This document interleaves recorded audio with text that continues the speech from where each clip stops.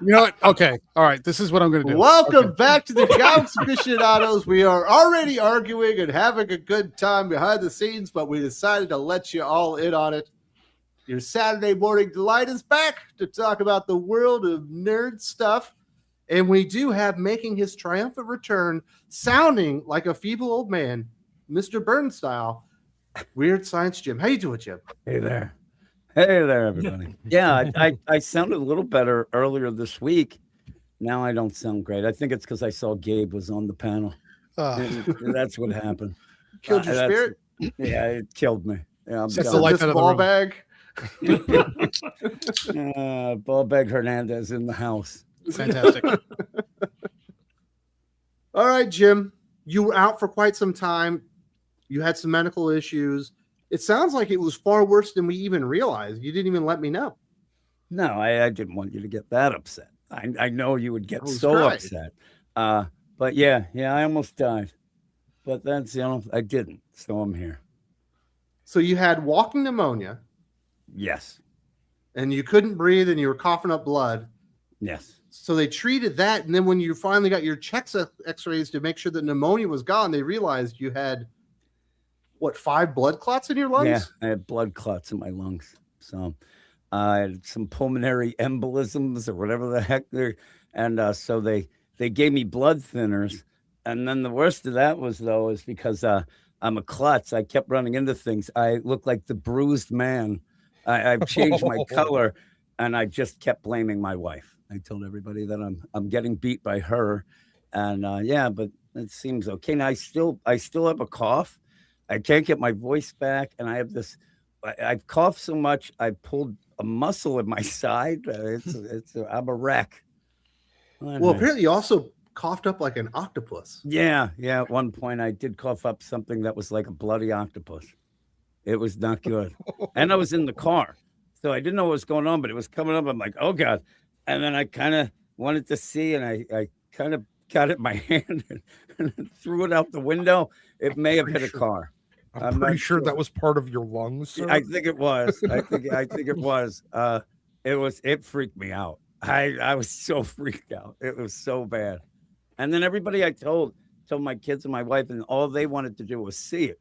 I'm like, I threw it out the window. Should have taken a picture. I wanted to see it. And then it slithered away because it's actually it did. I saw it. It possessed the next man. But it was Rob fun. Wants to know, Jim, any diarrhea? That's not what Rob wrote. Yes, Rob. There was some diarrhea. Diarrhea. I think I know what he meant there. There you go. The answer is yes. Yes. At one point. That's the thing. When I had walking pneumonia, I also had COVID. So I had COVID. You also had COVID. Pneumonia. Then had this. I still can't breathe very well. Do they know if you had the blood clots beforehand? No. You might have just been walking around with 5 blood clots in your lungs for a year and not known it. Maybe. Yeah. The guy ended up saying that usually people notice this after like a day or so, and then they come in and like each day there's more of a chance of it, breaking loose and going somewhere else and things. And so I guess they just stayed put. Those blood clots are as stubborn as Jim. Yeah. Like, fuck that, I'm not moving. I like that Jim just goes, hey, I'm gonna get some blood clots in my lungs. Why don't I get COVID too? Let's just have all the things I'll get some pneumonia. Let's just get it all at once. Yeah. So they were probably there. The pneumonia, they said, probably blocked it from being sad, whatever it was, but I couldn't breathe. I was having problems, and it was a combination of all of my gas. Yeah, my wife, a little voice text in it. It sounded like. I sent you that just to make sure you knew I was not joking. It was bad. But just to point out too, I don't smoke or anything like that. My wife vapes. She didn't stop that habit and was blowing shit in my face the whole time, and I was gonna kill her. If I could have got up, I would have strangled her to death right in my face. And then I'd say, I remember at one point I said, can you just do that in another room? And her response was, it's all about you, isn't it? I said, yes, at this point it is. Please. And again, my voice, this has been like almost 3 months now. It's getting on to like 2.5, 3 months, and I still can't talk. It sucks. But you just got back into the grind of reading books. Yeah. I had 2 months off from Marvel. I was still reading DC, but Marvel, I kind of took a break. So, did your net happiness increase? Yes. Well, I do. That's what saved me. I actually lived because I wasn't reading Marvel books. But yeah. So I you came in for like the last 2 issues of Death Spiral, and he's like, I got to get caught up. I was like, you don't need to get caught up on this. Jim. You can probably just run it from here, buddy. There's no reason to do that. And once you started explaining what it was, because that's like right when I went down, I'm like, well, what's going on with this? And you started, oh my God, the explanation needed an explanation because the thing doesn't make sense. Nonsensical is definitely the term I would use. Also, I got a message, Jim, that AL sent you an email that you haven't seen yet. Yeah, I had to tell AL. I just saw it the other day. I hadn't been checking anything, and I hadn't been able to leave the house. I had been stuck in the house. I couldn't get out of bed. So I did see that she sent something. So thank you, AL, and I will try to use that this week. So you would say if you're feeling under the weather, maybe you've got COVID, maybe you've got even bigger issues, stop reading Marvel comics and you might heal up? Yep, you'll heal up. It might take a while, but you'll heal. That is the healing touch. No Marvel. And probably says, has Jim's wife lately been researching exotic poisons? Well, I told my kids at one point earlier, and I told them again, that if I do die, you just don't let Mom cremate me immediately with no autopsy. And I said, you got to look into it. I actually did accuse her at one point. I thought she might have been poisoning me. It was pretty bad. And then the vape was like, that was the cherry on top. It's all about you, isn't it, Jim? It is. Yeah. You know, at that point, wheezing and couldn't breathe, couldn't get a full breath. And she's just like vaping away. It probably tasted like cherries. No, I think it was some like Fruity Pebbles bullshit. And it was the worst. Now they have breakfast cereal flavored vaping. They got every freaking flavor, I think. I don't know. She's my girlfriend's nothing wrong with her breath. Mango. Yeah, they have a lot of crazy stuff. But do they have like orange sickle? Because that was always my favorite popsicle. The creamsicle. Well, they absolutely. That, yeah. There's no way they wouldn't have creamsicle. And I don't even know anything about vaping, aside from the fact that it gives you popcorn lung. Exactly. Maybe Jim has popcorn lung for secondhand vaping. I thought about it. I thought of it. I'm telling you all this stuff because of her stupid nonsense. But I'm trying. But you had a good time this week. You actually had multiple hots. It feels like your optimism and outlook just on comic books and life has gotten better. Well, I was sitting there and I reevaluated my existence. Well, no, there were some good books this week. Dude, you were raving about Superman. Yeah. That was the best book of the week, I thought. Pretty good. What say you, Dylan? You're the big Superman fan. Did you think that was an amazing issue? It was really good. Yeah, I'm enjoying what he's doing with Superboy Prime. I like it a lot. I thought it was great. That was probably my favorite issue too. Yeah. I love it when the girl's hitting on him and he doesn't even realize it. Yeah, it's like I was like, why would I need to do that? It's like I got all these comics right here. You can come to my house and read some back issues if you like. He's like, no need. Look at all these books here in the shop. It's great. And then telling Mom, Pa Kent, like, there's so many people that want you guys dead. I'm so glad you're alive. Like, he doesn't even realize. Oh man, he's so off-putting, but without knowing it, it's relatable. I like the. It's not relatable, Wes. You know exactly how off-putting you are. It's probably true. It's fine. But I've been there, when he's trying to be friends with Damian Wayne, and Damian is like being a complete hard ass and jerk to him, and then finally when he decides to open up to him and be like, yeah, we can be friends, he just flies off. He's like, I gotta go. When Damian decides to open someone up, that's an entirely different meaning than opening up. Yeah. What did you think of Superman Game? You're the hard ass. You're the Gabe Hernandez is a ball bag guy on the review site. I gotta admit, I was hugely skeptical of doing anything with Superboy Prime. I thought it was like, oh, why are we going back to this? He's already done with. He's in a pocket. Just leave him there. Just leave him there. You've got too much work to do rebuilding Superman up to try and match whatever is going on with Batman. I gotta, I'll eat crow on this one. I am enjoying this run. I don't know why. Just because, you know what it is? Because he's not about doom and gloom and everything is so dour and it's the end of the world. He's kind of goofy, but he's having fun with it at the same time. You feel that fun energy coming through. And I think that's why it almost differentiates that title from almost everything else that DC's doing right now. It's not so grim and serious. Not that everything is overly grim and serious, but there's a pep and an energy to that comic that I'm enjoying quite a bit, much more than I thought I would. I'm with you, dude. Yep. I like that one a lot. Although you did have the sus take of the week this week. Which one? You're gonna have to be more specific. I have lots of G.I. Joe, Real American Hero, Silent Issues, Copperhead. You said was a fucking banger. I liked it a lot. You didn't like it? That shit was confusing as hell. It was confusing, but I liked it. The setup was confusing. I liked the art. I thought the setup was confusing. Yeah.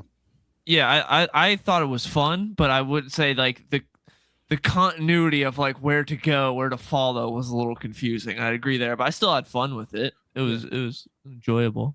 The connection between the trophy and the picture of his father didn't make a whole lot of sense because I think it's his dad won like a swamp boat trophy when he was a kid, and he decided something to get like drunk that and enter an underground motorcycle race so he could find someone that knew how to get to the swamp boat race. Yeah, it would have made more sense if the trophy he was going after during the races looked exactly like the trophy in the picture. So you could say, "Oh, I'm going after the thing that my father had," so I can kind of get closer to my father or remember him. But they were different, so it didn't make a lot of sense. It was a disconnect there. I would put this issue above the Zartan issue, but still below the Crimson Guard issue. The Crimson Guard issue so far is the best one. Yeah, Crimson Guard is definitely the best one. Yeah, oh, it was great. And Baroness is the worst so far, although not on art. Yeah, that was terrible. And it's Declan Shalvey. So what do you expect? That's fair. Baroness one looked pretty good though. Yeah, because it's Joelle Jones. Yeah, she can do a pretty good Baroness, but that story was a bit of a mess. Yeah, couldn't understand anything that was going on. So how many of these silent issues do we have left? Like one? I think it was 5 of them, right? I think there's 1 or 2 more. Yeah, I think they do. I think they do them basically in 1 month chunks. Yeah. Take a quick look. So sounds like you liked Copperhead more than me, Dylan? Yeah, I thought the art was good, but the story was kind of butt cheeks.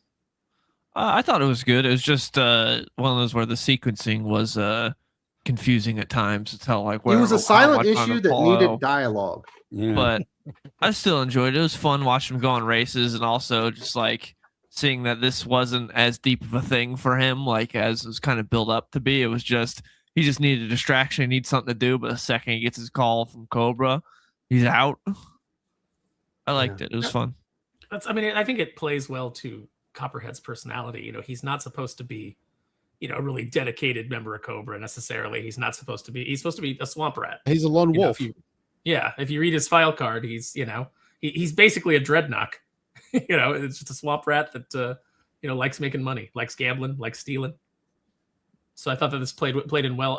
That's one thing I think that the silent issues, these little spotlights on individual characters, I think they've done really well with, is because clearly, when the writer comes in, for the most of the time, they're coming in with an idea who the character is, And I feel like this is somebody who probably had the Copperhead figure as a kid. Copperhead was their boy. They're like, this dude's cool, and they're like, I'm gonna write a cool little Copperhead tale, and just he's a good figure. Mm-hmm. All right, Sparrow, what's Copperhead's real name? It's classified, man. It's unknown. Well, what's his backstory? I know that you've memorized his little file card. He's a swamp rat. Gung Ho said about him, he's got a heart full of gimme and a mouth full of much obliged. So there you go. It's a little thing at the bottom where occasionally you'd get like a G.I. Joe member or a Cobra member weighing in on the character. There's one more silent issue in this round. It's Firefly is next. Oh, and Firefly, I really want to read. Oh, that'd be good. Who's doing that one? Jorge Fornes. Oh, even better. I like Jorge Fornes.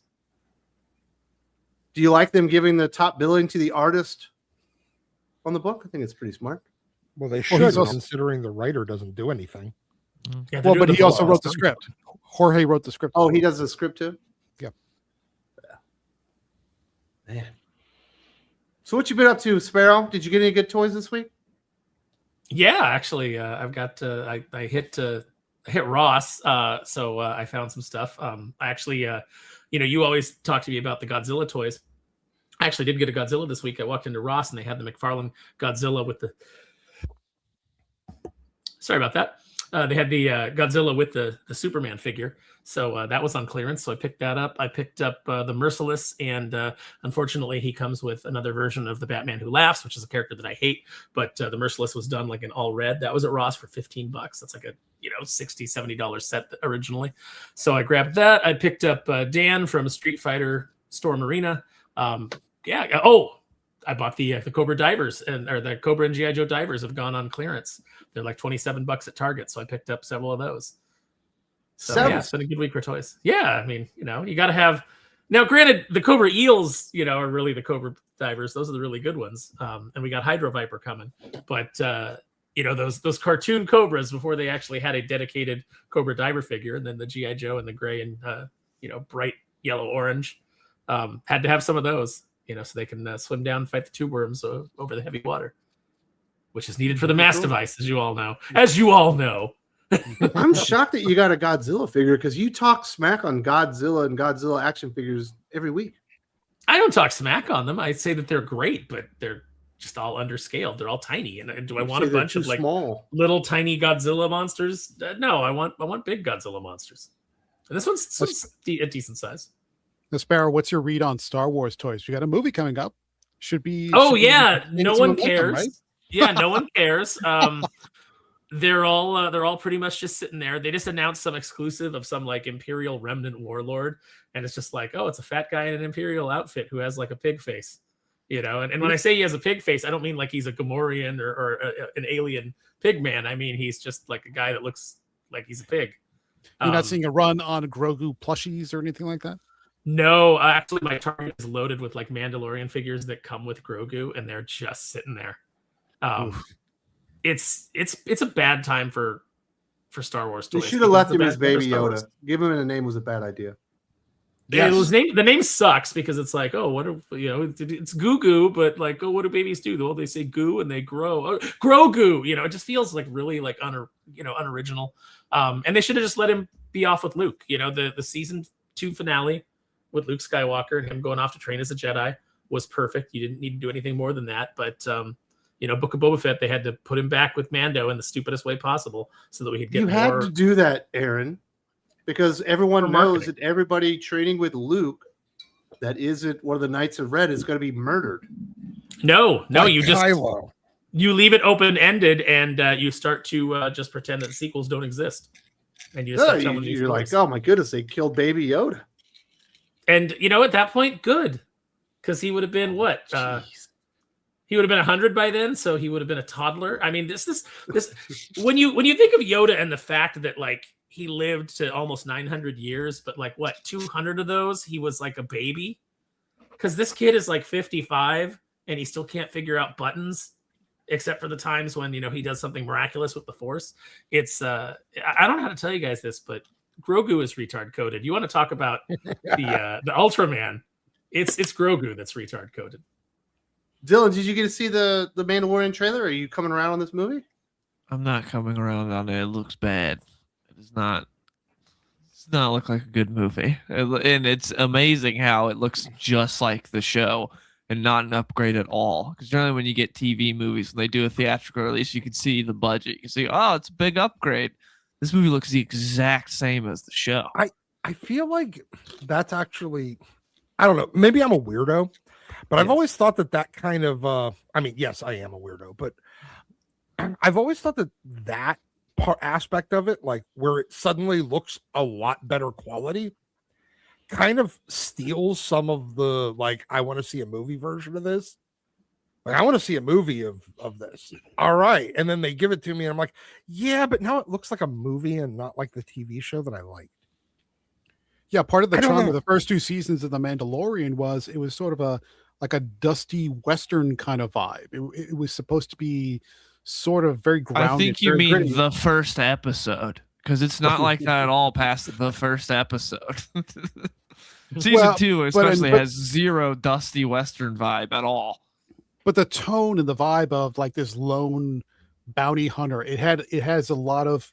It does have that for one singular episode. It has a lot of similarity to kind of like the Clint Eastwood type of movies, where spaghetti Western, that very kind of lone gunman that's mysterious. Now that kind of faded away pretty much. As you got into how boring Pedro Pascal is, and how boring his performance is. And the most, I don't think his performance at all is the problem with that show. Oh no, I think it's the problem. But it's also the egregious mishandling of characters. Like Cad Bane's introduction into the show was, in my opinion, was perfect. That's exactly how you want to introduce a character like Cad Bane. And then they just threw him away with like this cheapest, lamest death you could possibly. It was such a waste. Also, Disney, that was Boba Fett, though. Disney believing that no one can root for someone that's anything but a good guy with a heart of gold is a big mistake. That's why you can't do like the gunslinger that operates in the gray. They instantly have to be like, actually, he's a great guy. Yeah. Did Disney invent Han Solo? Well, no, but I mean, he's in their universe, and they turned him into the guy with the guy with the heart of gold for the one movie he was. He was a deadbeat Solo. No, for the Solo movie. Yeah. Oh, I didn't watch Solo. They turned him into that, and then even then, when they brought him back, he was just, I recognize my failings as a dad. Please kill me. Yeah, yeah. Like, I mean, if you had a point, I mean, that's a bigger problem within, I think, Disney in general, and maybe even Hollywood in general, is the writers just don't know how to write people that are like people. What are you talking about, Gabe? Some of us exist just to confirm the main character. Just to say, I like that. Exactly.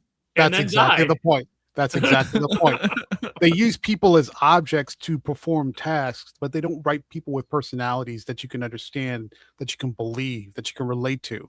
That was a huge problem with most of the Mandalorian series. Is once you got past the cutesy wootsy Grogu baby with the hard as nails bounty hunter, the Mandalorian bounty hunter, everybody was there just to serve some sort of functional purpose, but you didn't have characters you could get into. That changed a little bit. Service the plot.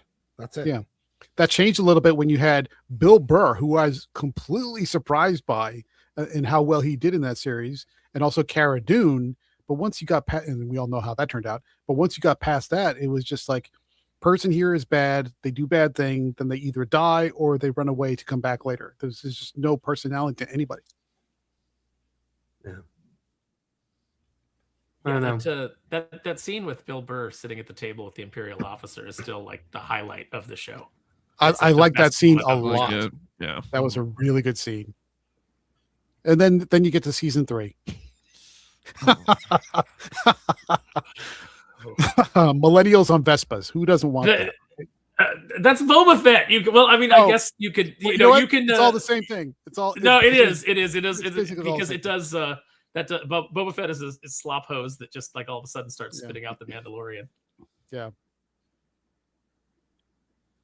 What else going on there, Dylan? Did you get to see the Clayface trailer? Yeah, I saw the Clayface trailer. Thoughts? Looked interesting. I thought it was a good trailer. It's just it's one of those confusing things where it's like, why is this coming out so early in the DCU? Like, I don't get that. But if you can separate yourself from that, I thought the trailer was good.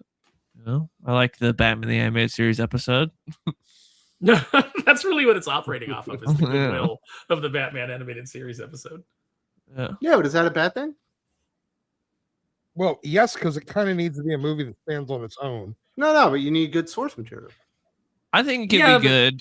It's just like in the order of operations. Like, why now? Why is this happening? Like, I think it'll be good. It's just so bizarre because it's repeating the Sony mistake with Spider-Man villains. But the things with Sony, I get it because that's all Sony has, and they've got to keep making them. They want to keep the rights, and they want to like make some money. So it's like, all right, I get that. But with WB, like they don't have to do this. Like, this isn't something they need to do. But at least they did get like some people to actually make the movie compared to Sony, where it's just like people in a room where it's like, we got 75 people to make this one movie instead of like just one dude with a vision. So at least WB did that because they got Flanagan to do it. So at least they did that. Do you think So Flanagan brought in his good friend Chris Stuckman to help with the script? Oh, yeah. No. I hope he did. Till that Zod snap Nick. So Dylan, Genius. you are the real comic book gamer. So you like gaming and comic books. There's a big to-do about a game with an android girl. What is going on with this? What is it? Pragmata. I know the game you're talking about. Pragmata, yes. I have not played it. Yeah. Why not? Because it just didn't interest me. You don't like video games? Like video games, not that video game. He doesn't want to be a dad. Yeah. Good. What? Next game I'm waiting for is James Bond next month. That's what I'm waiting for. Like a revamp of GoldenEye? No, completely different. Wow. Dylan wants to kill things in games, not save them. I think in Pragmata you kill things to save the robot girl. But I don't know. I've only seen like some screenshots. It's a rescue and protect mission, Mhm. basically. And the big to do there is basically that people are saying, well, when you have this grown man who's an adult and he's protecting this young girl, even though I think technically she's a robot, that having a grown man with a little girl together is somehow, shall we say, improper. Yeah, they're saying it's they're which saying is very for Peter files. It's very Reddit, it's very Blue Sky, it's very terminally online nonsense where people are Those like people that really like Peter from Family Guy. I don't know why, but like I have to say it that way because if you guys have seen the IT Crowd, there's a point where Jen is dating a guy whose name is Peter File. and then at the end, like they're at the airport and they're like calling him over the intercom. But funny enough, it's the same problem, right? People are complaining that you can't have this relationship between a man and a little girl because it's improper, which is basically the complaint of people who don't understand how humans work. They don't understand relationships. They don't understand personalities. One of the most like well-regarded story games is The Last of Us, and that's what that is. Well, You know, if the little I don't get why android people girl are having a problem with that now. because the Or little even the android girl in professional. Pragmata is not a lesbian, movie. Dylan. Also, That's also the the people little, the people that are complaining True. care about that more than also the little android girl in Pragmata doesn't look like a walking potato. Well, in the game, Ellie doesn't look like a walking potato. Yeah. But no, everybody liked The Professional. Very similar movie, except for the girl's real. Except for the fact that actually was kind of. We're talking about Leon the Professional. Yeah, if you watch A the little weirdness there. the French cut of that movie, the director cut of that movie, it's Luke, I'm unaware of Ooh. it. Is it? You Does it lead haven't into watched that it? stuff? Yeah, because when I first watched it, because the director was always like, yeah, I thought Americans were too dumb, blah, blah, blah, so I did this cut. And then you watch it's like, oh, the pedo cut is the the director's cut. Because Yeah, it was we in were- the American we were cut, when too she says dumb. he's my boyfriend, that was enough for me. I was like, ugh. Yeah, there's more. There's more in the Oh, never mind. We're not going to use The Professional as an example. yeah, Yeah, They are a no. that example, like maybe the worst you could have chosen. It's fine. That's why I the would say the French are a French cut. conquered people. But The Professional American cut, pretty good. Although there are a couple of vibes in there that aren't pleasant. But you can't. So men aren't even allowed to save little androids anymore without being creeps. Correct. No, at least according to the weirdos on the internet. My goodness. So have you I got guys into- noticed? I'm I sorry. got into the industry by writing a story where, a warrior is protecting a little girl. So, like, it's really It's so it's cheap really pops. depressing It's to easy. see. Yeah, and really what it comes down to is they're just mad that it is a game with some traditional masculinity that doesn't have a bunch of the message packed into it. That's really what they're mad about. So that's why they're going after the game this way. But fortunately, nobody listens to anybody on Blue Sky. We just point and laugh. Yeah. And without jumping ahead, one of the picks of the week is going to have a similar relationship setup for me anyway. So don't want to spoil it, but stay tuned for that. Very nice. Did anybody notice there's someone missing today? Sully. It's on a vacation far away. Sully is out. He went to a B&B. Apparently, he's, having some fun with the girlfriend, probably getting a back rub right now, talking about how much cooler he is than the rest of us while he's watching the Comics Aficionados. I think he's getting a rub and tug. Well, he's actually got a girlfriend, and she might be watching, so I wouldn't say that in the doc. There's actually a pretty decent chance of it. 100%. Wait. There's a pretty decent chance that his girlfriend is watching, or there's a pretty decent chance that he's getting a rub and tug. Both. Pretty decent chance that they're watching the show together, eating breakfast. Maybe his nieces and nephews are there because he did say he was making breakfast for the kids. So. You just got to define your terms, Wes. You have to define your terms. Oh yes, I was the one that was out of line here. It was Doc wasn't the I'm problem. just saying when you I am piggyback never the problem. Jeez. This isn't like the time the five knuckle thing. That was not a problem here. It was not a phrasing thing. But geez, Doc. Definitely phrasing. He's probably getting a back rub right now, enjoying the aficionados, having some breakfast. Do you see where he went to dinner last night, Doc?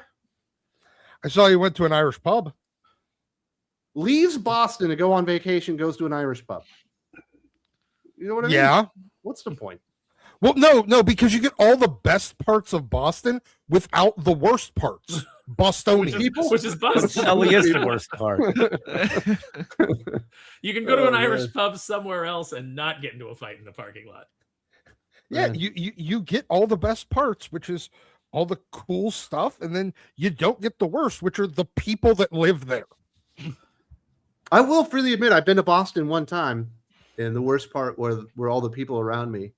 Yes, I've been to Boston twice, and the exact same thing. Loved the city, loved everything about the architecture, the history, Love everything. the history, yeah. Hated the people. Like, I went there wow, twice this is and like got into 4 fights. the oldest, continuously running restaurant in America. They got the best clam chowder in the world. Is like, but these goddamn people are here, aren't they? Yes. But you know what's really strange is I've been to Ireland, Dublin, just kind of all in the outskirts. The chillest, nicest people you could ever meet in your entire life. You go to Boston's completely different. Completely different. Were you in Dublin? Yeah, they were all the people that everybody kicked out of Ireland. No, Gabe, were you in Dublin? I've been to Dublin, yeah. I didn't find those Irish folks chill. I found the ones in Cork to be very chill and very relaxing. That's where I like going. Yeah, I didn't have a problem, and I was all in and out and around the outskirts of the hills and all that kind of good stuff. I didn't have a problem at all. Best breakfast food I've ever tasted in my life. You ate the black pudding? I didn't have the black pudding. Well, then you didn't have an Irish breakfast. He had a Guinness. I did have that Yeah. in a pub with them doing the little jig dances for entertainment for the people. Yeah, lots of So fun. Irish breakfast is what? Baked beans, fried And tomatoes. a Guinness. No, that's an That's English British. breakfast. Oh, can we That's get an- the beer that's an breakfast? English. That's an English breakfast. Which one was the Irish one? That one's got black pudding, right? Not A Guinness, necessarily. a no. black eye. And, It was mostly like eggs, potatoes, bacon, and more like Canadian bacon type of ham. Yeah, it's With a piece delicious. of fat on it. Yeah. Yeah, it's delicious. I stay away from the puddings that they try to give you because it's like blood clots and shit. yeah, I stick That's to what fish and happened. chips. That's what happened to Jim. exactly. Yeah, you were eat following. coffee with some black pudding. I've been to London too. That's a completely different story. Right. That's a different story if you go to London. I thought London was a great city, but I haven't been there in Yeah. a long time. But my favorite city Food's not just great. Food's in not the great. UK, I guess, was Edinburgh. Was the best. That's pretty nice. But then my Well, favorite where's- European city in general is Rome, just because of the history and the architecture. Well, I really like Yeah. Paris. Paris was Okay, nice. I don't like reason- dog shit. The reason why the food is the worst in England is because they went around the entire fucking planet trading for spices and never once thought to put it on any of their fucking food. It's true. You'd like some spotted dick, Doc. No, I don't want any kind of dick. Thank you. Why do It is they like they that. name their things so terribly too? Like nothing sounds appetizing. Yeah, You you wouldn't want wanna it take spotted it dick. hiding. Now I gotta look it up. Bangers and mash. Origin of spotted dick. You could I get it wouldn't at look Cost that up, Plus David. World Market. They would have That's- that. Yeah, make sure that you're a safe. The search origin is of on. spotted dick is probably the same as the origin of herpes. You No, know, it's like a But- cake. it's what happens when you fuck hookers too much. No, it's a fucking cake. For real. Yeah, Why spotted do you- refers to the fruit, like oranges, like raisins and the kind of thing. And the It's dick not is the derived- spotted part of the description that people that were Yeah. having a problem Well, he's with. explaining it. dick. The dick part is derived from the 19th century dialect terms for pudding or dough, such as puddick or dog. There you go. That doesn't So make that's any sense to stupid. me. You guys aren't cultured enough Yeah, to appreciate. yeah, that's the problem. Fine, I am We just- uncultured swine. It's all, We just Absolutely. aren't, I'm we just aren't willing- cultured enough to understand why they enjoy things named after cock. I have no idea. Let's hear it for the Paples. We got Callum. He wants to know, Gabe, would Doc enjoy the manhwa solo leveling? Yes, if Doc actually would bother to attempt to read manga. I think he Do they would. have all stupid names that I can't keep straight? Yes, Check. absolutely yes. All right. So can we rename them like Jim, Frank, Tom. Toby, And they're all in black and white. Sarah? Like if you rename all of, like if you give me a copy where everybody's name is crossed out and with like a real normal person name, I might actually dig it. Because I'm never going to be able to keep their fucking name straight. That's the problem. You are your own worst enemy. You are It's true. separating yourself from good stories. I can't keep their name straight. I'm just confused all the time. Like when look, it's like It's not like hard they- to remember Deku. It's not hard to remember Naruto. It's not hard to remember Goku. No. The problem but is like, it's it's like like seven of dating. them. It's like dating in the early 2000s where every girl looked like an Abercrombie model, and you put 10 of them in a row, and you can't tell which one's your girlfriend because they all look the No, same. The thing that I found inaccessible with like My Hero going in is that like they don't call him Deku all that much. They don't call it. Yeah, that's his Yeah, code they- name. Right. That's They his don't, yeah, code they name. don't call them by their code names. They call them by their full Japanese names, and it's like that's just hard to wrap your head around. Okay. Man, there's somebody that's crazy in the fair. comments. They said Superman sucks. What? Who? But The Batman movie, songs? the I'm not the saying that character, name. the- I think I'm they're not just saying that. saying. I'm not saying that ad name. No, I Just think do they're that just saying Superman sucks. That's crazy. No, Superman's amazing. Adam Frey, Jim's illness seems to parallel the Phillies' performance. You True. better get better fast. It is true. True. They're having problems. I think it's like a 12-game losing streak right now. Oh my god, what The Mets villain has passed it linked off your to them. health, Jim? What villain Yeah. has linked your health to the performance of the Phillies? Exactly. I still say it's still Marvel, and then I should never get better, but I avoided it. So, but yeah, the Phillies are having problems. Flyers are doing good though. Shut up. I hate them. Doc, I'm a Penguins fan, and it All sucks. I'm so and pissed. everybody gets mad at me. It was because when I was growing up, that's all you'd hear. The Flyers, and even then, it's in the late '80s, and all you keep hearing about the Broad Street Bullies, so it would drive me nuts. But yeah, so I was a I'm Penguins so fan angry. when they Troy Loney was their best player before they ended up getting Lemieux, and so I'm not enjoying that either. Yes. Jack Live says you need to get that Wolverine air, and I'm assuming this is a toy. I don't know which Wolverine is being referred to, but I generally do pick up the Wolverine toys. He can't be I'm- talking about Saudi Ahmed's Wolverine comic book because it's not good. No, He's talking no one about- was. He's talking about the GI Joe, the missile launcher vehicle. Oh, the Wolverine that Doc 3D printed. Yeah, I know. I need to 3D print that, and because I've got my my custom cover girl all ready to go in there, so I do need to 3D print that. Yeah. Man. Matthew Ledbetter says Jim is the Wound Man from Batman Dark Patterns. Nails and shit sticking out of me. Mm-hmm. I won't Keep even it go into together. the fact that I hated that story because everybody loves it, but it is very appropriate. No, Jim, feel you're like Darth Sion from Old Republic. It's your spite and your hate that holds you together. that is true. Or I'm like that. No, New he's Republic George rock. Burns from The Simpsons, where he's so sick that he's perfectly in balance as all the viruses and bacteria fight each other inside of his body. Wars. Ryan George has a bit That's where not it's George Burns. That's just Mr. Burns. Mr. Burns. George Burns was the comedian with guy the with the cigar. George Burns lasted Yes. a while though. Yeah, no, he was. He It was smoked his like bitter 15 anger cigars. at Montgomery Racy. Burns. Man. And then Caleb says SH Monster Art and Sugo have the best Godzilla toys. This is fair, although the highest stuff looks really good too. But like I said, it's all too small for me. Like I want Godzilla to be massive. I want King Kong to be You want massive. a Godzilla scaled Godzilla. Yes, that's what I would like. I would So like to you have want- to go into my backyard to play with a Godzilla toy. You want a because that's where it 60-inch lives. fucking Godzilla to play with your 6-inch G.I. Joes. That's too Yes. small, man. Still too small. Can't be. I funny. also need. his my fucking Transformers to Rattler. be- I need my Transformers to be in scale with my 6-inch action figures. Hey, you know what? If I make myself a 3D printed USS flag, it needs to be like 40 foot long. Because I want an actual scale of an aircraft carrier, not scale of the original USS flag. Can you Because imagine that how was even cool too it would short. be if you were like rich and eccentric and you could you could have a pool where one wall of the pool was like basically the USS flag.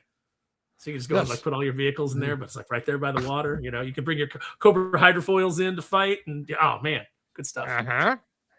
The mailman's got a point. Calls you guys a bunch of size queens. Yep. And then Jack Live wants to know: are we going to discuss MJ as a murderer? Yes. She did murder somebody this week. Yes. But do we care? Yes. This is like one of those philosophical questions.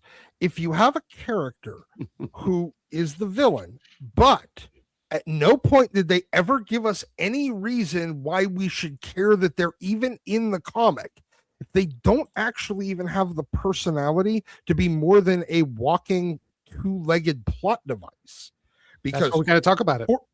Torment wasn't. He had no personality. There was no justification to why he was even doing what he was doing, other than I need to kill in a spiral. Do we even know your fucking name? No. We don't know who anything about the dude just pops up. If that guy is killed, did you actually kill him? As in a comic book.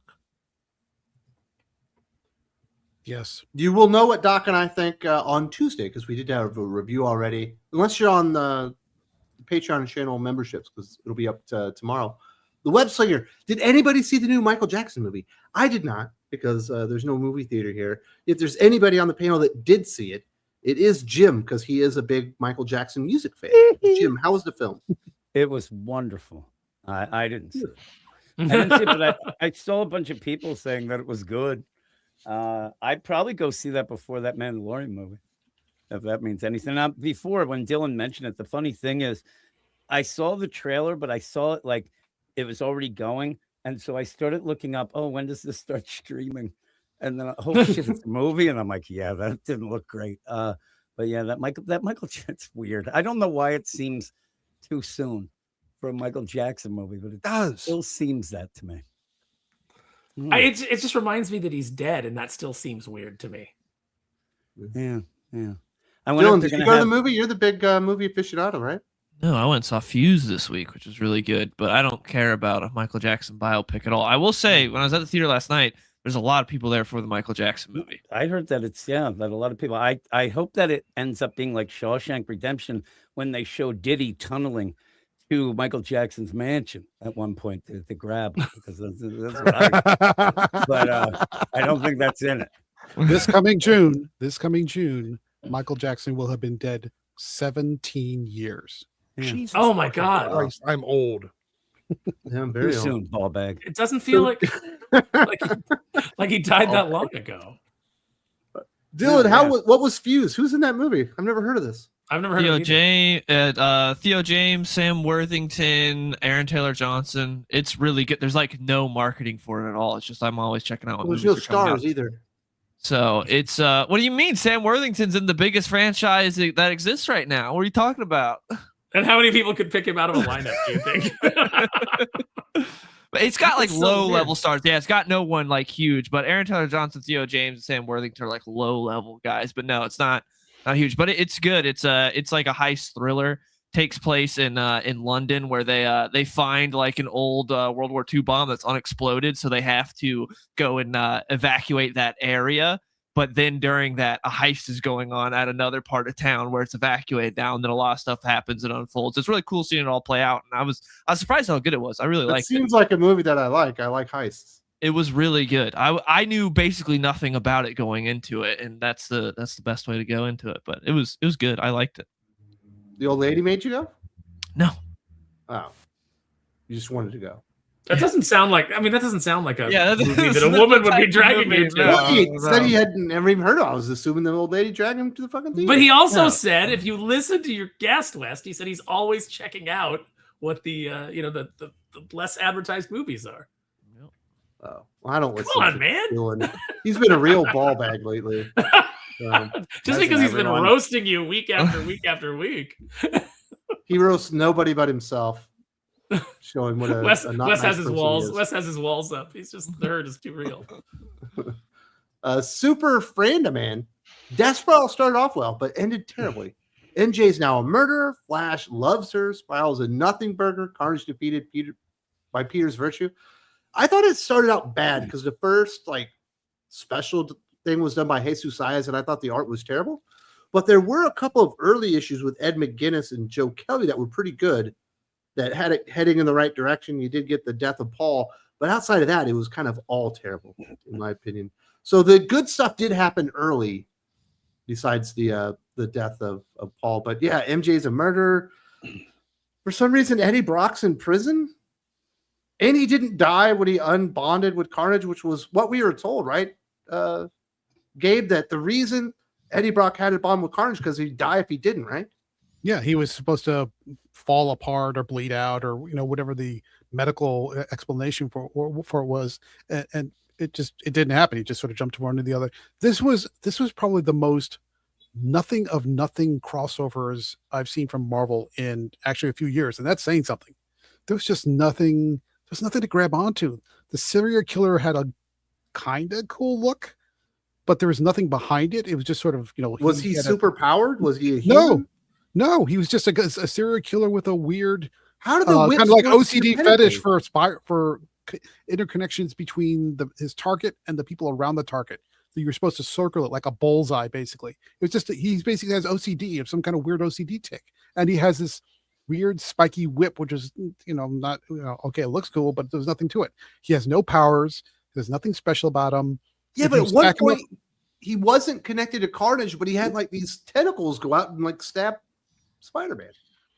as far as I can tell, he had no powers whatsoever. It was either something that he built into his suit or some kind of ability he got from connecting with the symbiote. That was it. There's nothing special about him in any way whatsoever, other than he had this weird tick about killing the people around the person so you could circle and eventually kill them. That was his. I didn't read this, and why would I? But just the way that you initially described it, Gabe, I was like, oh, there's something that I could do with that. As a writer, there's something there that I could actually work with. And then the more you went on, I just kind of came around to the idea that do you think that there is a point? And this is just for everybody. Do you think there's a point where these characters are so broken and there's been so many bad stories told with them that it just doesn't matter what you do with them from this point forward, because who cares? Because they're connected to more bad than good. Yeah, it's just a novel way of a serial killer torturing the target by killing the people around the target before you kill the target. And he's doing it because of voices. That's all it is. There's nothing else beyond that.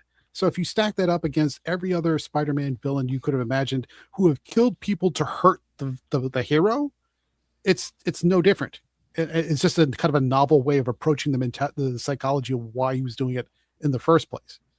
So yeah, because you've got villains that do that already, like Bullseye has killed people close to Daredevil. Of course, it's just a different explanation of why he's doing it that way. But outside of that, it's no different than any more interesting and more already established characters who are villains. Yeah, you'd have to actually build it slowly, like a mystery. Like what is the connection between these people? But that's hard to do when you're working with a continuity that's been around forever, and we know what the connections are with all these people. Yeah, the super chat says it's Spiral. The character's name is actually Torment. So he's tormenting his victim before he actually kills his victim, and he's doing it because of voices in his head. So I guess it's a it's Randy Orton. Randy Orton's the villain. Sure, exactly right. So hold up. There's more to this. Super Fredo Man also says Eddie's now in prison until Queen in Black. Why? And Eddie should have been Carnage longer, like Dexter. That was kind of the only interesting thing about the Carnage Eddie Brock thing was the Dexter aspect where they were going around and killing serial killers. But it ended up being kind of nothing. And this is again was something. Yeah, this is going back to Marvel's way of doing business now, which is the series, whether it's Spider-Man, whether it's Venom, whether it's whatever it is, they are all now morphing in support of the event, whatever the event happens to be. So everybody's like changing, and most of the time that morphing is bad. It's not good. So they're like, why did you put Eddie over there? Well, you have to put him out of the way for Queen in Black. Does anybody care about Queen in Black? No. Nobody cares about Queen in Black. I'm not seeing any buzz, no hype. I'm seeing less hype and interest for Queen in Black than I am for Armageddon, which is supposed to be the big thing that shakes up the Marvel universe and changes everything. But there's zero buzz about Queen in Black. But yet they're changing what happens to the characters and the ongoing titles in support of an event that nobody cares about. And Marvel's just getting progressively worse as each year goes by, and they repeat that cycle. It's just getting worse and worse and worse. Now, is how much of that is related to David Gabriel, who is now on his way out the door because apparently he supposedly had more of a hand in the creative decisions of the planning for the year or 18 months in advance. I don't know. So maybe with his departure that changes, but we'll see. But right now it's just a question of changing the existing characters and existing titles to support an event that nobody is even remotely interested in. Are there any Spider-Man events anymore that aren't about the symbiotes in some way? I don't know. Federico de la Casa saying that saving a little girl in Pragmata is PDF are the same people that in comics don't know what a hero is and roots for the villains. Well, it's the same people. It's the same type of people that say like, oh, this 30-year-old guy is dating this 19-year-old girl. He's a PDF. And it's like, at what point that's a grown adult woman, does she have agency or does she not? Can she make her own decisions? You can argue whether or not you find it creepy. That's fine. But I don't think there's anything creepy about a grown man protecting a child, whether it be a boy or a girl. No, but it's the same it's the same people. It's just the same mentality. But these people are support every kind of degeneracy otherwise. I would say the concept of a gritty loner protecting a small child, boy or girl, is a trope that's gone back ages. Forever. So the people who are now saying, well, it's problematic now are just mentally deficient. Yeah. Bunch of weirdos. Why did we let the weirdos get in charge? Because we didn't gatekeep hard enough. That's the problem. You came in here, Dylan. You said, you guys shouldn't be gatekeeping. That's wrong. We should have been gatekeeping harder. I never said that. I said we should have gatekept you, dude. You just started reading comics like 2 years ago. That's not true. No, I heard it. I heard it from a failing YouTube chick. Yeah. It must be true. 2 years Kept this casual out, dude. That's right. Freaking tourist. Oh, you guys are all turning on me. I don't understand. Why are you? No, we were agreeing with you, son. We should have gatekept. We're all agreeing with you. Should have kept me out of here. HH, the family over to Sigma Comics. Shout out to the Think Critical team. El Paso Comic Con next weekend with Mike Barron. Come on down. Calico Unwanted Men hits Kickstarter May 1st. Our main man Wes will give you details next Saturday. Check the chat. Absolutely. He will be sponsoring the channel next Saturday. Super excited for that. And sounds like HH is having a well-deserved off weekend before he gets ready to meet up with Mike Barron down in El Paso. Fantastic. Yeah, HH, just in regards to the message you sent me about that, let's get on the phone sooner rather than later about that. It was very, very cryptic, Aaron. Well, yeah. It's got to be cryptic until there's an announcement. Can you read the entire email in full so I understand what's happening? You want me to? Oh, yeah. Well, it wasn't an email. It was Facebook, which is why it took me so long to see it. Facebook is the worst place to reach me. But yeah. Man, Facebook used to be a thing. It's awful now. It's the worst social media platform. Probably worse than Blue Sky. I just use Messenger. I can't even go look at like. Ugh. Spare Room Collections. Hope y'all are having a great day talking comics. Question: what Ben 10 alien do you want in a HQ figure? 4 arms for me. Have him fight Goro. All right, Dylan, you are the Ben 10 guy. Which alien would you like an action figure for? 4 arms would be cool. I'd be man, Heat Blaster Diamond Head would be my choice. I always like those two a lot. I thought his name was Heat Blaster Diamond Head. I was like, that's a pretty badass name. that'll be the name that Wes gives one of the patrons. We have another boy. His name's going to be Heat Blaster Diamond Head. Amazing name for. Now you got it. Those are good choices. I'd probably, for me, I'd like a Wild Mutt figure. Wild Mutt would be kind of cool. I like the guy that's. I can't remember a lot of the alien names because it's been a while since I didn't really like watch a lot of the show, but I was familiar with like a lot of the toys, but I can't remember a lot of their names. Who's the alien that's like the vines? Oh yeah, it's Wildvine. Wildvine. I probably could have guessed that. Jesus, Aaron, you're embarrassing yourself. That'd be a cool one. I was like, surely Wild Mutt. In my head, I was like, is it Wildvine? But then I was like, no, there's already Wild Mutt. I must be conflating. But no, he's also wild. Is that it? Is it Dylan? Is it all the aliens sitting around and they're like doing the scene from Hot Rod where they're like, I also like to put. I'm also pretty wild. We can't all be wild, guys. Well, it was a 10-year-old boy making the name, so yeah, it makes sense. So he's like Wild Mutt and Wild Vine. Lucky more characters didn't have like fart or butt in the name. True. Man, my 10 and 4-year-old are absolutely in love with Ben 10, and they keep watching I think it's 4 or 5 seasons over and over again.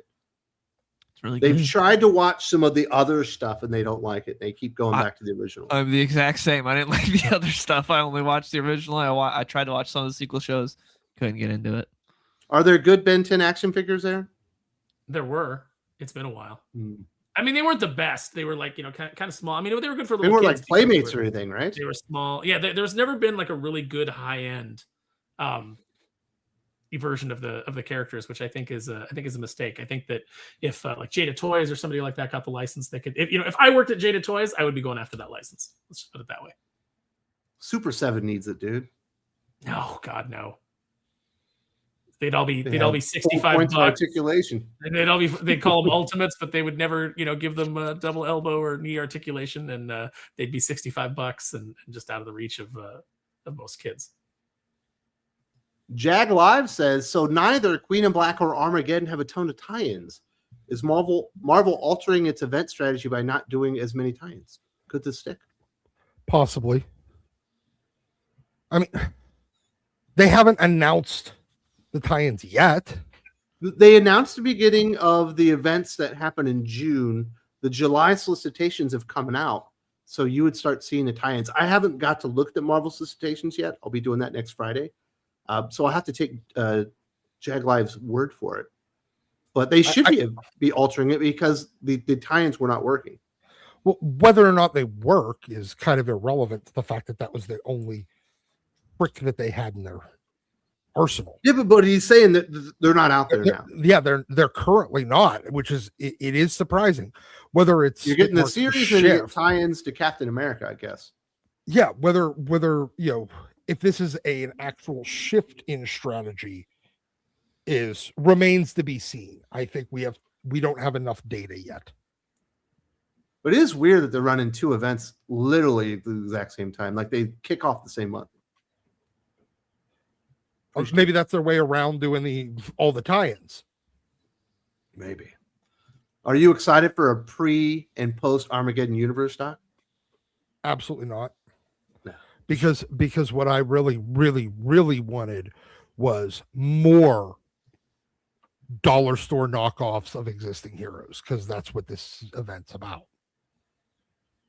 Giving origin boxes to normal people to make more normal people have the exact same power set and name as existing characters. But sometimes when for the villains, they're going to give them new names, but they're still the exact same power sets as existing characters. Tommy from World at War Comics. Good morning, aficionados. Tommy.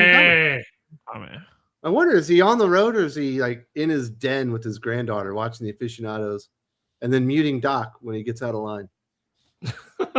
Going with option 2. And I'm sure his He's adorable granddaughter is haphazardly grasping at his high-end collectibles as she does. Oh, yeah. Then Jog Live says, Aaron, no, it's the Hot Toys Wolverine I showed you the other day.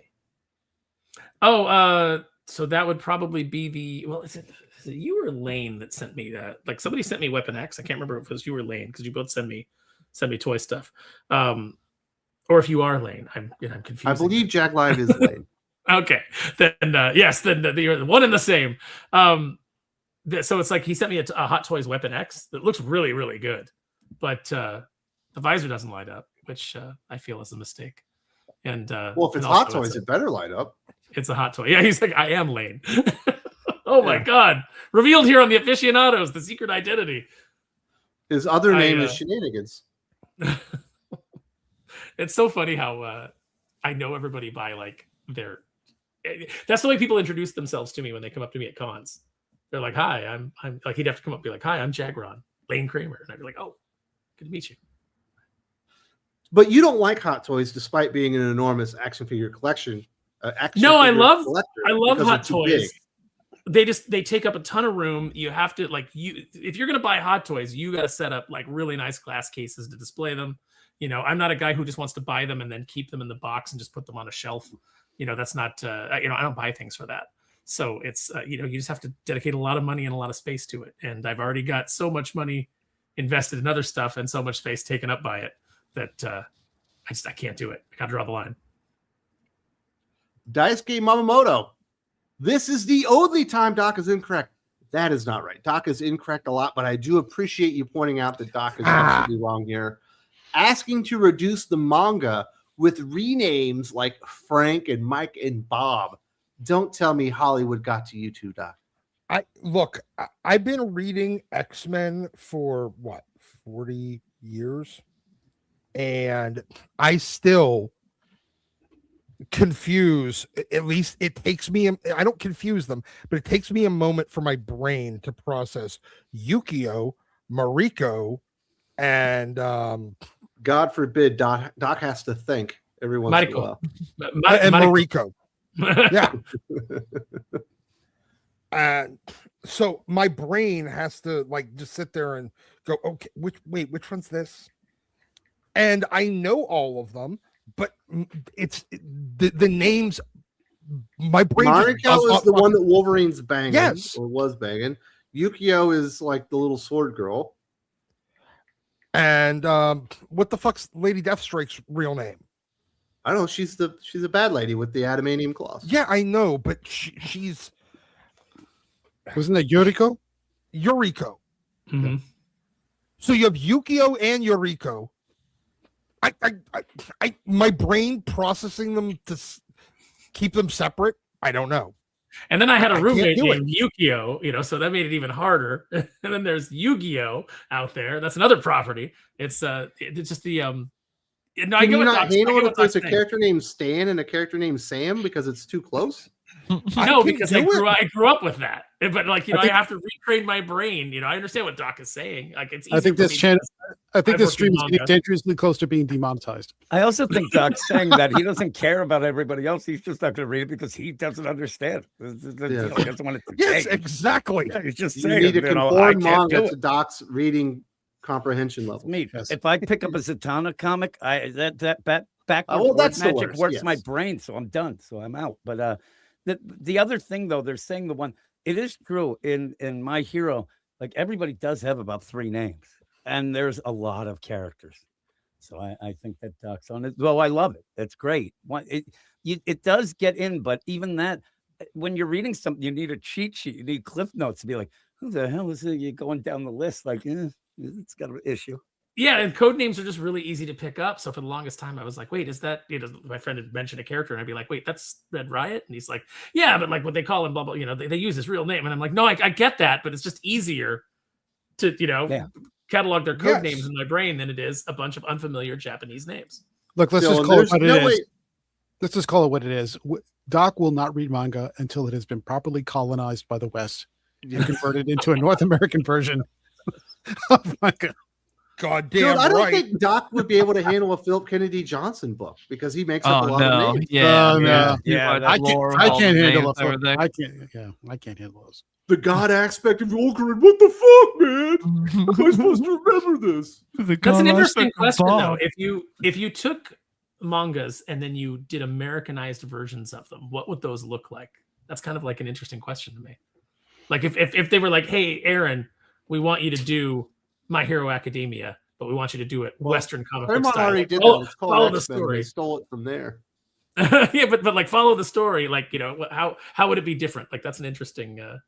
Well, I mean, that's what Avatar: The Last Airbender is effectively. That's what, to a certain degree, that's what Ben 10 is, right? That's a very similar kind of manga style story. Ben 10 is a ripoff from Dial H for Hero. What are you talking about? No, but the whole concept of you have this kid who's an underdog, and then he basically comes into, he receives some kind of power or capability, and then it's about leveling up and expanding the universe and increasing your circle of friends, and then you get to these sub bosses that eventually lead to a big boss. It's very manga structured that way. I think it's funny that like we've taken the structure of what used to be Adventure Story that was used by everybody, but it's been so long since we've seen it in American media that it's just manga. It's like, the Japanese invented storytelling. I was going to say the same thing. I'm like, I know why manga wins. Yeah, that's what most people don't get. People are like, manga does all these great things. It's like manga's just telling a traditional Western story structure. It's just using more Eastern coded characters, but the structure is exactly the same as a classic adventure story. Well, when I started watching My Hero, because all my friends were recommending it, they're like, you'd really like it. And I started watching it. It took me like multiple episodes before I like stopped hating Deku. Because like at the beginning, I was like, God, he's so whiny and I hate his guts. How am I going to get into this? I hate this character so much. And then I was like, oh, he's going on an arc. I forgot. I've been reading American comics, modern American comics so long. I forgot what that is. I wouldn't say Deku is whiny. I would say he's desperate. And desperate can get really obnoxious and on your nerves after a while. But he's desperate. Yeah, but in America, you introduce Naomi, Superman and fucking Batman look at her with their jaw on the ground, be like, "Oh my God, she's fucking perfect." Yeah, and that's the yeah, because so many, and I know this as an editor because it's still the way that I write. It's still the way that I encourage people to write. It's like I know that the character has to go on an arc. The character has to face trials and tribulations, and I knew that in like my work, but I had gotten so used to not seeing that in the modern comic book sphere. It's like every character that comes in is diverse and they're immediately perfect, and their arc is just that everybody else has to realize how perfect they were from the beginning, that I had forgotten what it was to read a story where someone has to actually work hard and level up. Yeah. The question is Doc on a journey of self-awareness and self-exploration and becoming better, and eventually he'll start reading manga realizing that not everything's about him? No. No, everything's about Jim, apparently. Everything's about I hear it every day. Every day. Jim, you could be like in the hospital with all kinds of tubes and stuff coming out of you, and you're like, "Hey, I don't want to. Can somebody change the channel?" And you'd hear, "Oh, it's all about you, isn't it?" Here we go again. Jim's like Christmas, couldn't you? Aaron will walk in and go, "I don't like Jimmy. He's too whiny." And walk away. The only person who can write Jim's life story is Uzumaki. Oh. Yeah, I'm telling you. I ended up sending a deal when Wes said, "Do you want to, be on the Aficionados?" And I said, "I hope people are ready for a tired, miserable Jim." And he goes, "Oh, everybody loves that." I'm like, "Yeah, not everybody. I know about a handful of people here that don't like it, but everybody here loves that version of Jim. Yeah, they don't have to live with me. Mm-hmm. They're not poison." Can you imagine Jim just whining and pissing and moaning about almost dying all the time? It'd get old quick, Aaron. Oh man, just talking about how his body hurts from the concrete wall that just collapsed. I did get on some him. of that. Like every time I cough, it was this huff. People rolling their eyes. Yeah, like I'm sorry. Listen, we understand you're sick, Jim. You don't have to remind us every 5 seconds, okay? Yeah. Yeah, it's like if Jim was Raceland and Dragon. Some of Man, us are trying to vape. Every time he over coughs blood into his little napkin, everybody's like rolling their eyes and going like, "Oh, here we go again, Jim making it about him." here. Yeah, really looking for the attention this week. I did get in a fight with my wife at one point, and I got so mad, and I went and I fell down the stairs, and I still hear that was on purpose, that I was trying. I'm like, no, I fucking fell down the stairs and broke my nose. That wasn't on purpose. You threw yourself down the stairs to make That's a point, what she said. It was because I forget there was something on the stairs, and when I went, I was still looking at her yelling, and one of the kids and I hit it, and then I flew down the stairs. And yeah, I was told that I did that. I was embellishing everything, and Jim's trying to get attention again by he's going for the LeBron. Exactly. You're just flopping left and right. Next up, we've got Spare Room Collections. Check out the page if you got time. Also, I cover figures and comics on the road to 100 subscribers right now. Oh, that's awesome, Aaron. I think I found your new favorite YouTube channel. Oh yeah, so it is the page called Spare Room Collections. I will check it out. I'm assuming that it is. All right, but I'm gonna leave the stream right now. Fuck yeah! Oh no, we lost Aaron.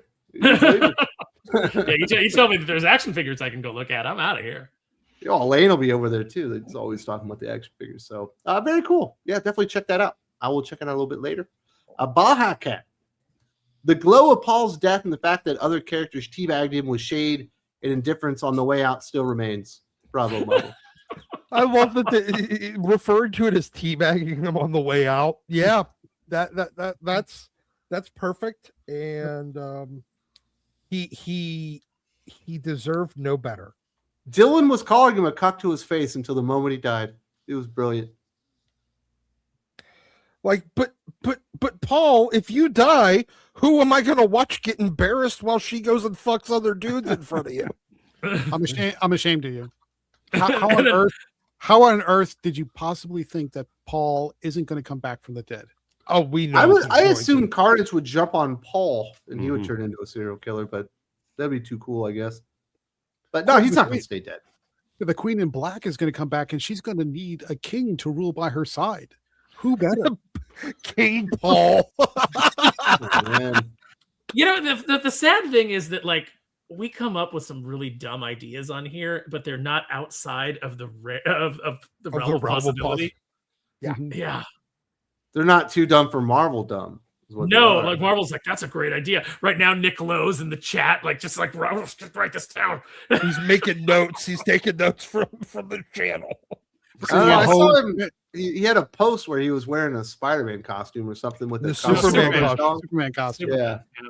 He did not fill it out well. No, he did not. He's a comic book editor. What I expect. It was a portrait of a man that has never lifted more than 40 pounds in his life.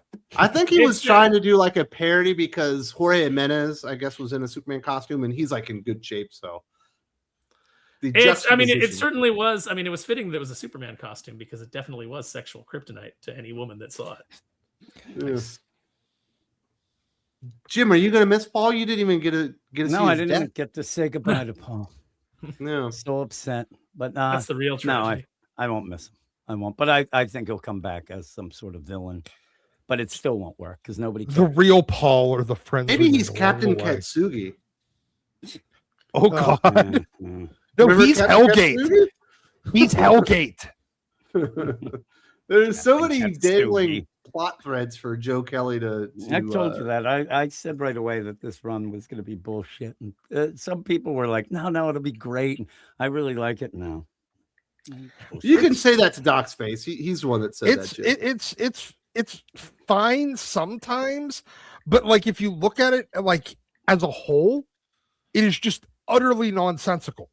No, I said that it'll be one of those people hated Zeb Wells so much. So, in a year or so, once Joe Kelly's gone, they'll just forget about this Joe Kelly run. It'll be like this little in-between thing that nobody can even talk about.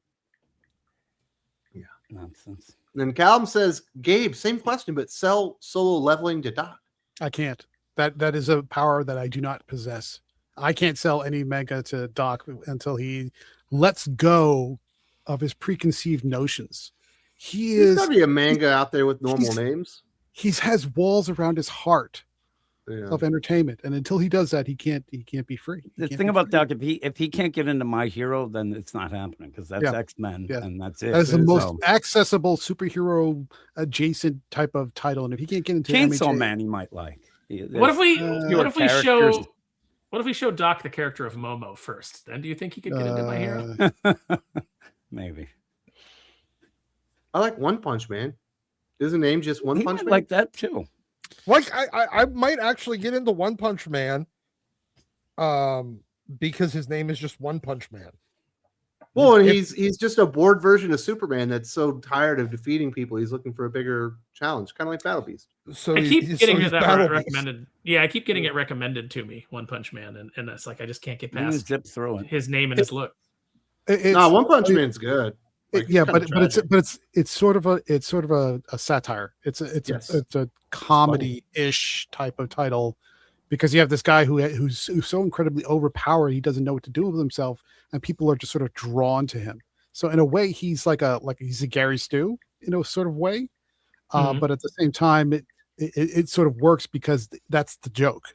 The joke is that he's a Gary Stu, and so everything kind of circles around that. It's fun. The more recent chapters are sort of like started to get into rinse and repeat territory, but the first several arcs are pretty darn entertaining if you allow yourself to kind of get lost in the humor of it. I agree. I like that one, and the anime is really good too. Yeah. Kalichioki might be a dumb question. There are no dumb questions, sir. There are only dumb people asking questions and dumb answers from us. Did the MCU ultimately damage Marvel Comics? No, I don't think. No, Marvel Comics did that themselves. Yeah. There's never been any really real clear straight line evidence that the MCU had an impact on the comics in any way, positive or negative. They've just sort of been off on the side. I believe that it did, and that it gave Marvel Comics a sense of worth that was so high that they thought they didn't have to write good stories anymore. I mean, in terms of sales, like, getting people to read more comics. I'm talking about culture and the way that they viewed fans and their place in the industry. I think they thought they were above everybody, and it didn't fucking matter anymore because they were the engine that drives the MCU, and they could do whatever they want. I think it actually didn't. Which is sort of true, but all the most successful pieces from the MCU were from stories that were written 20 and 30 years ago. Sure. I think it's that some stupid people watched those movies and thought they could write comics, and then got hired. That's how I think it got ruined. Well, I would say that there's maybe certain plot aspects from that the MCU added that got, or mainstreamed that the comics then took, and it ended up being kind of like that multiplicity situation where it was the photocopy and the photocopy, so it was retarded now. And like the Nick Fury thing, that hurts. It harmed the comics, but overall, I don't think the MCU ultimately did anything. How about this one, Doc? They decided to go look at Facebook likes and whatever like that, and half as many women said that they like comic book characters because of the MCU as men did, and they decided that meant that half of the books need to be written for women. But I think that's more secondary or tertiary. That's what I'm getting at. Why do they think that writing comics for women means making the comics dumb? Well, that's how they're because I don't think women are. Isn't that think women are retarded? If you do this, if you do a survey that comes back and half of the people reading comics are women, like that's what you believe, that's the point where you go, all right, job well done. Cool, we don't got to change anything. Keep doing what we're doing. Yes. Did you? What's those the bondage movies that were books? There's 50 Shades of Grey. Yeah, have you ever read 50 Shades of Grey? No. Maybe women are stupid. They like. I've read excerpts and they're terrible. Yeah, but those aren't the type of women that were into comics. It's just like, trying to make Star Wars. Oh, let's make it appeal to women, by dumbing it down. Well, why are you going after this dumb market that doesn't like the stuff that you like anyway? They just want a bunch of romantasy slop. because their own lives are boring, their own sex lives are boring. It's like, right, but let's get they wanna specific read about where that came from, right? That was a real stat. And where did that come from? Graphics policy, yeah, went off and they just pulled a bunch of Facebook demographic data back in about 2014, and all it said was, "Are you interested in comics?" Not Marvel, not MCU, not DC, not any of that. It's just, are you interested, or do you it didn't say, are you interested in buying comics? Or no, it didn't even say that. It just said interested in comics. It's like one of those check boxes you check when the MCU is at its highest point. Yeah, when you sign up for Facebook and ask you to like check off your interests, all your likes. Yeah, just something that you might be interested in. That's it. I like science. Exactly. It didn't specify a publisher. It didn't specify characters. It didn't specify manga versus West. It was just like, are you interested in comics as a general topic or category? And somehow you have the graphics policy guy whose name I can't remember, and Heidi something. Yeah, and then Heidi from Comics Beat. They put it together in a big presentation at I think it was Baltimore Comic-Con, and they said they informed everybody. See, 50% of women like comics, so you better start changing your ways. And it was all down because that was the kind of catch-22 of the situation, where Marvel and DC knew what their actual demographic split was. Yeah, and they're like, well, if 50% of women like comics, we know we're only getting 5% of our sales from women. So we have to change ours to get to that 50%. We have this huge uphill climb. They don't know that no one else has 50% either. Yeah, which is not necessarily. You can take that demographic. I mean, it's this horrible stat to key off of. Absolutely horrible. But even if you were to do that, the mistake they made wasn't necessarily saying we have to appeal to women. The mistake they made was, let's take these comics that already work, that appeal to boys and men, and let's change them to appeal to both men and women. Absolutely the wrong strategy. Absolutely never works. Same strategy that killed Star Wars. Yeah. You can't take an existing property that appeals to an existing audience and then change it to expand or appeal to a different audience. That was the fatal flaw. If they'd start making like romance comics or something like that, and something that would appeal to girls and women, that would be a completely different story. And that would probably be a valid approach. But that's not what they did. And that's where they made a big mistake. But it's like if you... I'm sorry, go ahead, Doc. Yeah. I was just going to say, that's because the only purpose of that entire survey and that entire study was to justify what they wanted to do anyway. Yeah. Well, it's like if I said, like, hey, Hallmark movies, they appeal mostly to women. How do we get, but we got this survey that said that men are interested in Hallmark movies because they like attractive actresses. Dylan, what we should do is we should just like get into Hallmark movies and we should make them all about action and tits. And that'll draw in the male audience and the women will stay. And it's probably not, because you're violating what the core audience is interested in. It's just like saying for 25% of the Hallmark story, we need to have the lead female character in a bikini. Yep. Or we need dinosaurs and machine guns. Yes. Exactly. Yeah. How do we make this space? How do we make this more Roadhouse? Yeah. Exactly. Next up, we've got Daisuke Babamoto. If you didn't know, Live, Die, Repeat with Tom Cruise. It's Cruise. I think Cruise is like Penelope. He's thinking Cruz. Penelope Cruz. Yes. Is an American interpretation adaptation of a manga. Yeah, it is. Edge of Tomorrow was a the manga was named Live, Die, Repeat, which is a better name. That was actually the original the working title for it. On most of the posters, it was bigger than the actual title too. It was crazy. And then they ended up changing it for the release. But the international releases of it still have Live, Die, Repeat as the European release. It's always the corpos that come in and go, hey, how do we make this more bland? How do we take Princess of Mars and make it more bland? We'll just call it John Carter, where it sounds like you might be seeing a movie about a guy that gets transported to Mars and has to have all these adventures, but you also might be seeing a drama about a custody battle. Yeah, or a dude that's leading an inner city basketball team. To Mhm. a state Yeah. championship that you never expected. Coach Carter. Yes. At least that tells me. I think Edge of Tomorrow was a fucking badass movie. I never intended to see it. I was in Manila during Christmas. They do Manila or Metro Manila Film Festival, and it's all Pinoy films. And the only theater that wasn't playing a Filipino movie was like a special 4D theater, and they were playing Edge of Tomorrow. So we went and saw it, and it was amazing. I couldn't believe it. It's great. You saw it in 4D though. How was that? Yeah, it was like the chair was moving, and there was like air blowing, and then it squirted me in the face. I was like, "What is going on here?"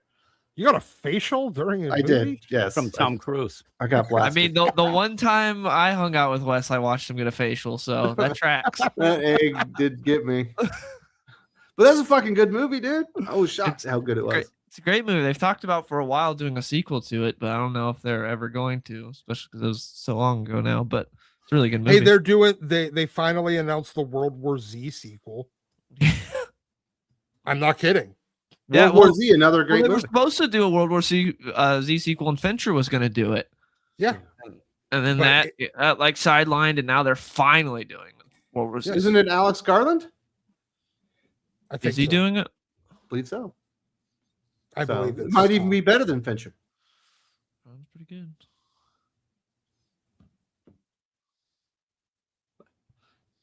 There we go. Matthew Ledbetter. Have you all heard about Scott Snyder rising in DC leadership? Also, Jim Lee's diagnosis. So Doc and I do talk about the Jim Lee pre-diabetic stuff as well as what's going on with Adam Hughes. That video will be out on Monday, but if you're back of the channel, you'll get the podcast tomorrow. Now, as far as Scott Snyder rising DC leadership, he's like a consultant. Like, he's not a regular employee as far as I know. So he can't like officially be in the leadership, but he is has been brought in as a consultant, has been kind of mentoring a bunch of the creators at DC Comics. So that has been going on for months at this point. Yeah, and talking to him, he wanted to do that after death metal. That's why he kind of left at one point, because they weren't treating him like what do they call the architect of things. But it seems like that absolute line is changing things for him. Yeah, well, he didn't fucking fix Nightwing, dude. I can tell you that after talking to Dan Waters. Yeah. The book sucks. It's actually Book's worse terrible. than one before. Yeah. I don't know, Dylan, is this the worst Nightwing we've ever had? No. Rick Grayson. Oh, Rick Grayson. I forgot about that. Yeah. Not even Or Dan Ray Jurgens could say Grayson that. back in the day. Grayson was off. How would this possibly be the best Nightwing we've ever had when Chuck Dixon had a run on Nightwing with Scott McDaniel? I didn't say best. I said worst. Oh, worst. Yeah, it's really, bad. really, really bad. It's bad. There's like the stupid sniper story. There's a ghost woman.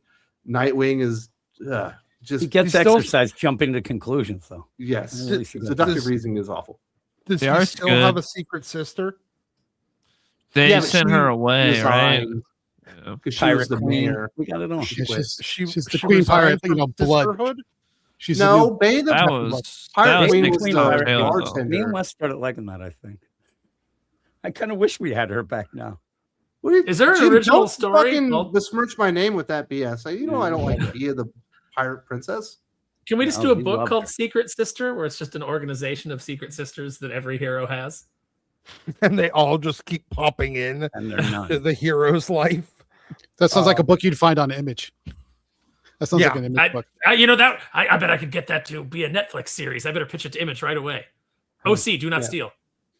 But Scott Snyder's done some interviews over the last 6 months kind of talking about his new role, to where they don't want to cancel books prematurely. So one of his responsibilities is to go out to the creators, and if maybe the sales are struggling or people aren't connecting with the book, to kind of talk it through and say, hey, how can we get it back on track? Does it need a reset? The kind of thing. That's why I was bringing up the Nightwing thing, because it sounded like they did that. And that was supposed to be the reset. And it didn't work. But I think it's a good idea not to cancel stuff. And Scott going out there, and he's got good ideas that people like. He knows how to make things more exciting. So Scott I can think go it's out there and working. go, how do we make this title a manga? And then it'll actually, work. there's nothing wrong. You just talked about how people are associating good storytelling with manga nowadays that would have been associated with comic books back in the day.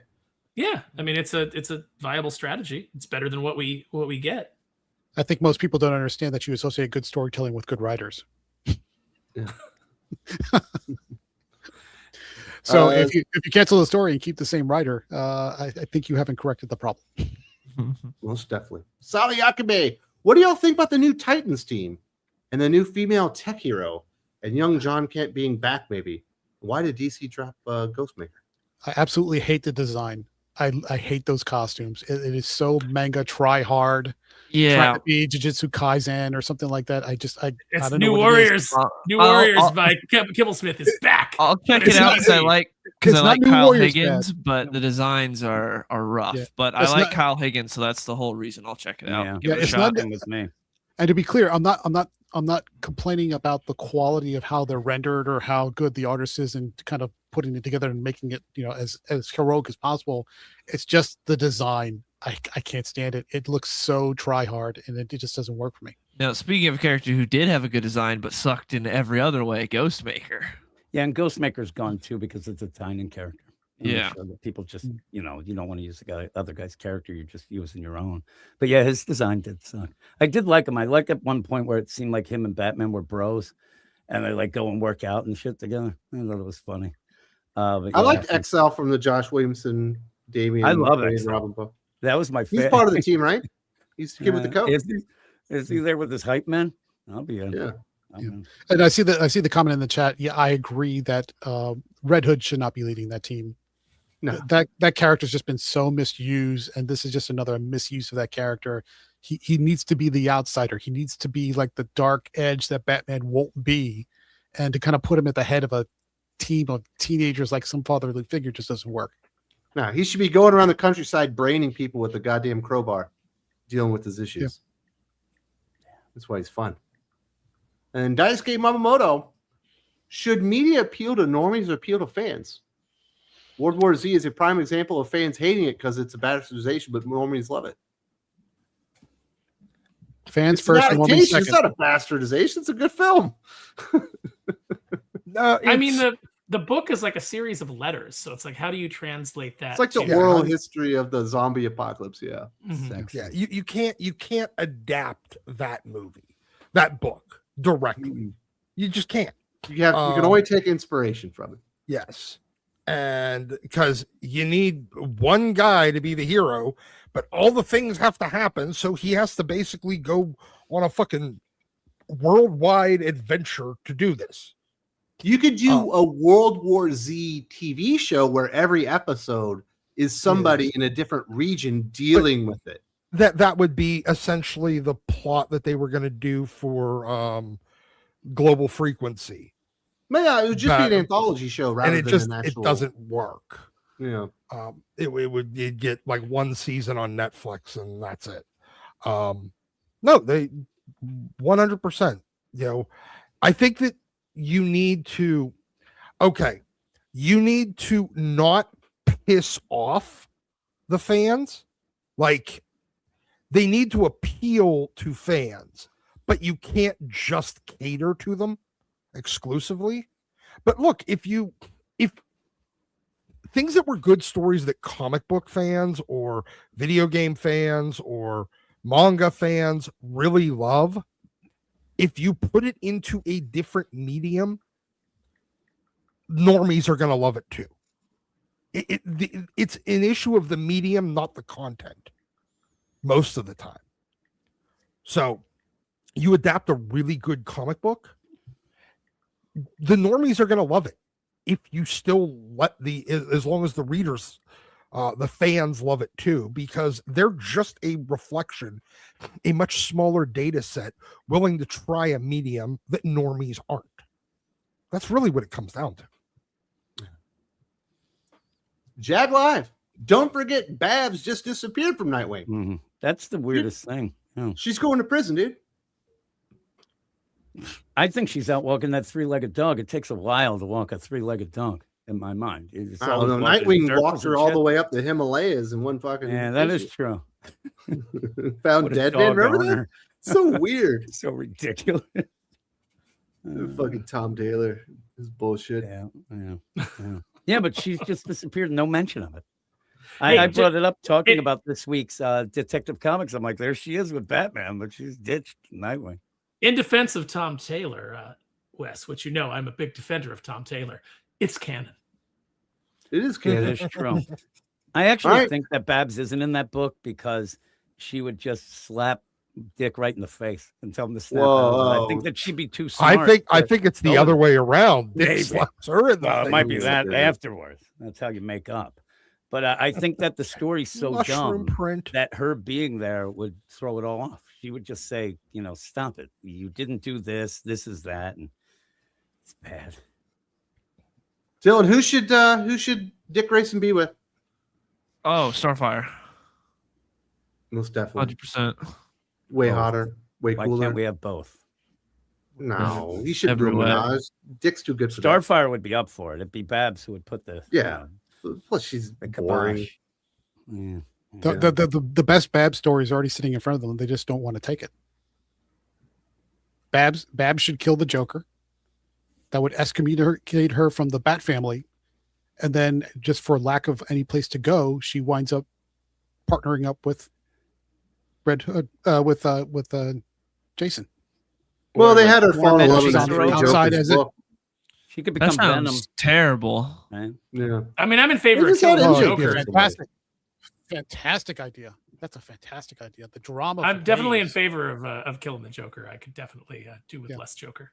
They Yeah, tried but to the do three some crazy Jokers, they were things. hinting at Babs and Jason, like maybe Yeah. being interested in each other. No, and but was it doesn't bolted. necessarily need to be a romance. It could be just they're partnering up because she has nowhere to go, and he's the only one who understands her predicament. They're of being an nailing it. outcast. I think the subtext It's a of little They gotta be late knocking for boots, this. dude. They're I gonna think be the nailing it. subtext of Three Are you a Jokers shipper? is that Jason is into Babs, but it's basically just trauma bonding. So are you Yeah. a shipper, Wes? Is that the problem? You're a shipper? No, that's why I'm saying your idea is bad because they'd have to end up knocking boots. I don't want that. They don't have to knock boots. They don't have to. She needs to be pining for Dick Grayson for the rest of her life while Dick Grayson is raising his real family with Starfire and he's happy. She It could needs be to be the back in anchor. the. True. She needs to be back in the wheelchair because it's the only time her character's been interesting. Ableist. Only So rolling. true. How am I Is ableist that a when I'm crowbar in your supporting? pants? I'm supporting the representation. Sally Akime says, also, y'all will like Damon the Shadow Realm. I haven't read that. I have not either. There we go. You know what? I'll bet you could get into, Doc. I wish I still had. I wish I had extra copies. I would send you all of my volumes of the manhwa Rebirth that Tokyo Pop did. It had a good rewrite. Had a good rewrite from Tokyo Pop, and it was a kick-ass vampire and warrior story that I think you would like. Okay. But I can't send you my Your original word volumes. for it.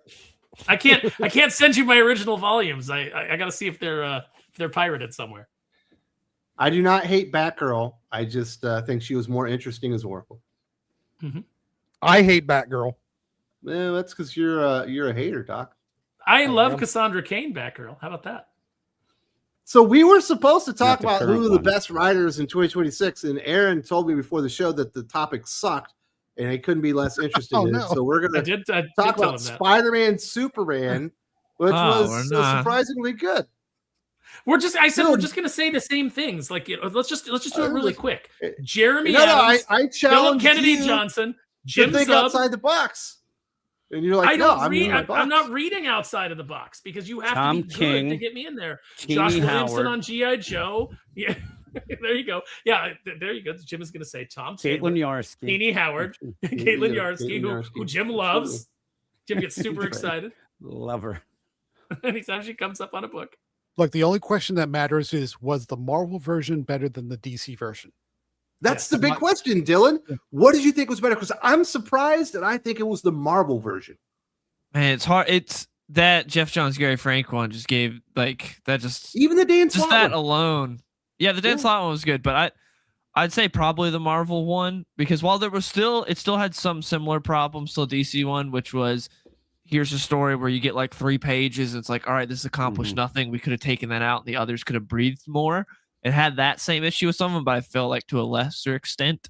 I will say I did like the Mark Waid story better than the Meltzer story, mainly because the stuttering pissed me off. It annoyed me so much. Like, I get it. Everyone knows Kryptonite Week and Superman. How do you represent that? Well, we have an artist that can show us. We don't need Superman stuttering the entire time. That annoyed me. That was annoying. Shaming him, Dylan. That was. But other than that, I enjoyed the Meltzer story, but I like the Mark Waid one better. But that Geoff Johns, Gary Frank one, oh my goodness, so good, so good.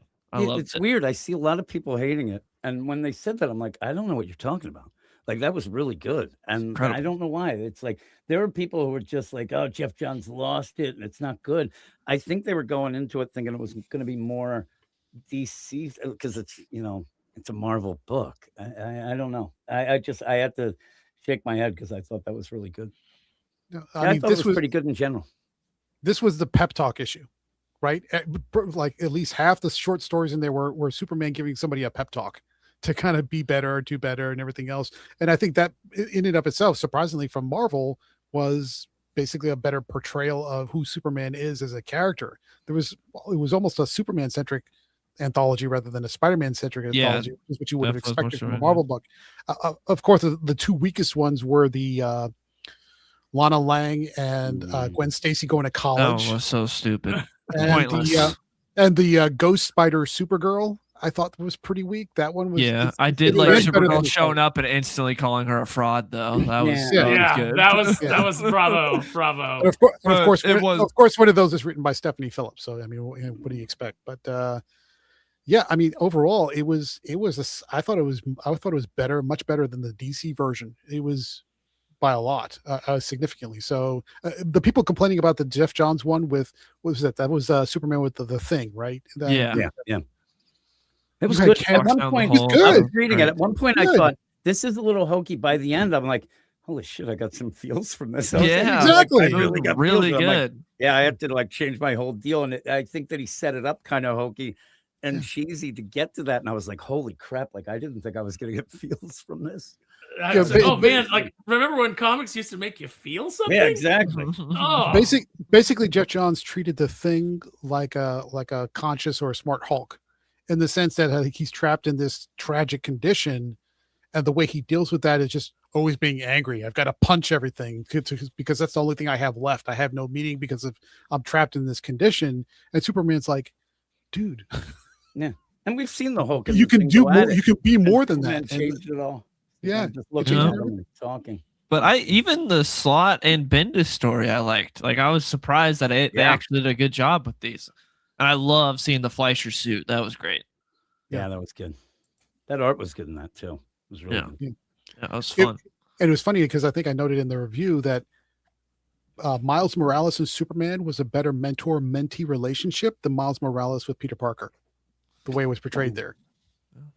Which is very... So it's almost like on the Marvel side of things, they treated every character better than they're getting with their existing Marvel and Bendis writers. Did a good job. It wasn't that Superman said, oh my God, you are the best Spider-Man ever. At one point, he just says, I kind of think you're good. You didn't run away. Like, shit's going down and you didn't run away. So I trust you. You got potential. You're a hero. Yeah, you got potential. That was great.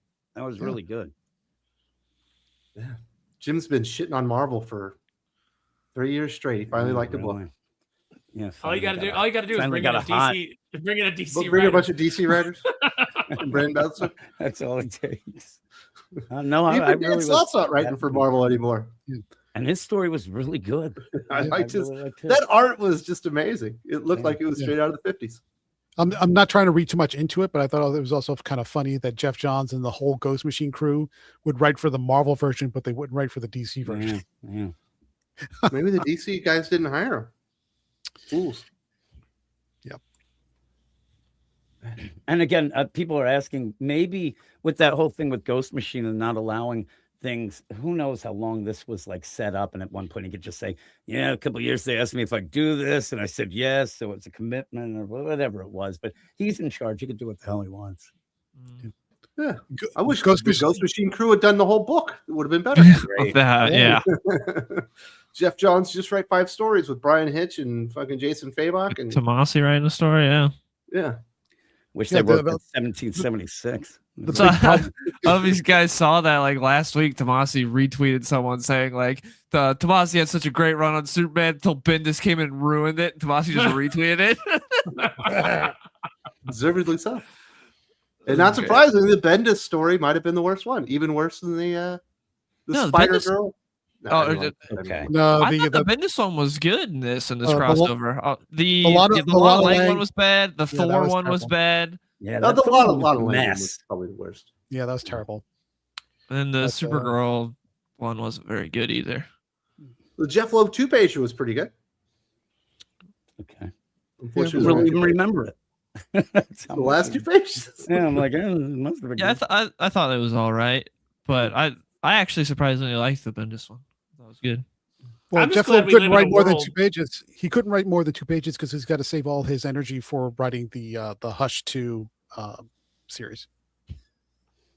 No, So I I'm think just he's glad doing. I'm just What's glad up? we live in a world where Bendis now has so little power in the industry that Tomasi is safe to retweet that. Yep. And he can't, because every jabroni that he's brought into the industry is already out. Phil, are you the one that talked to Tomasi at a Comic-Con and asked him about his plans for Superman? And he had said he had like 2.5 years of story arc left to tell. Yeah. I talked to him at Dallas Fan Expo, and he talked about how I can't remember how much more. I think he said he had like 5 years or something. He had a lot of stories, and then they brought Bendis in and shelved them. He also talked about how he had to fight for a lot of stuff in that book, like issue 7, which I think is the best issue of that. That's where they go to the carnival. He talked about how he had to fight for that issue because they thought because DC editorial was like, people won't like it. There's not enough action. There's not enough going on. You need to add more to it. And Whereas Marvel would have said, "There's too much action. You need to strip it out. We need more characters sitting More and talking eating. about." Yeah. Could they sit around and get a funnel cake? Perhaps that would be the highlight of the book. I love the idea of Superman promising Lois that no, tonight's family night, but then something comes up and he's having to like on the down low save the world, but also do the carnival with the wife and kids. Great. it was really good. I think they end up going on like a cross country adventure and seeing like Mount Rushmore and stuff. Yeah. They do a little 2-issue arc where they go around because they want to show John. Yeah. We can't have that. Superman's got to hate America, dude. Yeah. It's kind of what it's become. That's what I liked so much about the Geoff Johns was everybody, wants to ship Superman to their like ideology. Like, no, Superman would totally be for this. He's like, I'm not on anybody's side, but let's talk to everybody. Yeah. That was basically the message of it. I thought it started out poor, and then he nailed it. It crescendoed into this like wonderful Superman message by the end. Especially when he talked the Hulk down into getting back to Bruce Banner. He's just like, dude, just look at me. I'm your friend, buddy. I'm here to help you, buddy. After getting socked too, that was great. Like he gets socked instead of like going red eyes and just going and pounding Hulk. He just talks to him.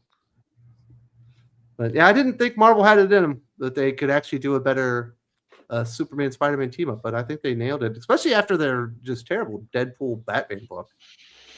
Well, it's because you gave it to Zeb Wells to do the prime story on that one. That was a mistake. Yeah. Well, they don't really have any good writers, do they? It's funny with the crossovers. The Zeb Marvel. Wells one was the only one that tried to like explain how the crossover happened. All the other ones are like, yeah, there's just another just world where Marvel and DC exist together. But in the Zeb Wells one, there's like he's the puppet master guy. Yeah, he did all of that, but like pretty much every other story is just there's this other world where Marvel and DC characters coexist. But in the Zeb Wells, I remember them specifically being like, "This is how Deadpool got over here, and he went and he chased this down. This is what he did." Yeah, but the way he did another story tried to. Yeah, the way he did that though was like 6 pages worth of expedition dialogue. It's like, how can you spend so much time trying to explain how it happened? You forgot this. You have to tell a story. That was a waste. Breen says he remembers when the comic book press trashed those Superman Vacation issues, giving them 3 or 4 out of 10, while giving Gabby Rivera's America flawless reviews. Yeah, a lot of people still on Twitter will get mad about those issues. Yeah. Why do they hate family? Because of Americana. Yes. Everyone hates anything to do with anything that's even remotely pro-America. Maybe it's the same people that are mad about that stupid video game with the girl and the guy protected her. Probably. Yeah. It's the same Well, look- attitude. That They leads to they just hate, they hate the idea that of what, man's purpose is, which is to be the protector. That's what. Well, anybody who gives Gabby Rivera's America a glowing review is already sus to the 10th degree. So you could bring. Oh, come on now, Gabe! By the holy menstruation. That's By why they call you a overpaid. ball bag on comic book roundup, dude. Yeah, they there's call other Gabe a reasons. ball bag on comic book. I've been Lot of called. No, other they- reasons. They call him names on there because he's actually the only guy that goes on and will give a comic a 6. No, Everybody else is like, everything's an 8. 8 is the baseline. You got to earn that 8. You got to earn that 9. You got to earn that 10. I'm not. What's that one there? Dad's comic reviews or whatever. He gives everything a 9 Geek or a Dad. 10. Geek Dad gives everything a 9 or 9 is the 10. baseline. Yeah, It's he's ridiculous. got 3 scores: 9, 9, 5, and 10. Legit. One day I was bored while I was waiting to record, and I went back, and I think you have to go back 3 or 4 years to go under an 8. It's ridiculous. It's so crazy. What did you give Spider-Man Superman, Gabe? I think I gave it a 7.5 or an 8. Oh, that's too low. It's at least an 8.5. That was a good book. Well, no, the Gwen Stacy, Lana Lang brought me down. The Ghost Spider, Supergirl brought me down. Just like little problems with the setups brought me down. So that's a higher score than I gave them the DC version, which I think I gave it a 6.5. But yeah, it wasn't worthy of a high score. It was just better. So yeah, that's the problem with the anthologies. You end up getting 8 or 9 creative teams in there. Obviously, there's going to be some low moments. if they cut out about half of the short stories, it probably would have got a higher score. Because you would have been able to do more, tell better, more complete stories, and focused on the winners instead of the not so greats, you would have got a higher score. Let's hear for the people's. Daisuke Mamamoto says, "How is Red Hood not Punisher stories?" It's a good question.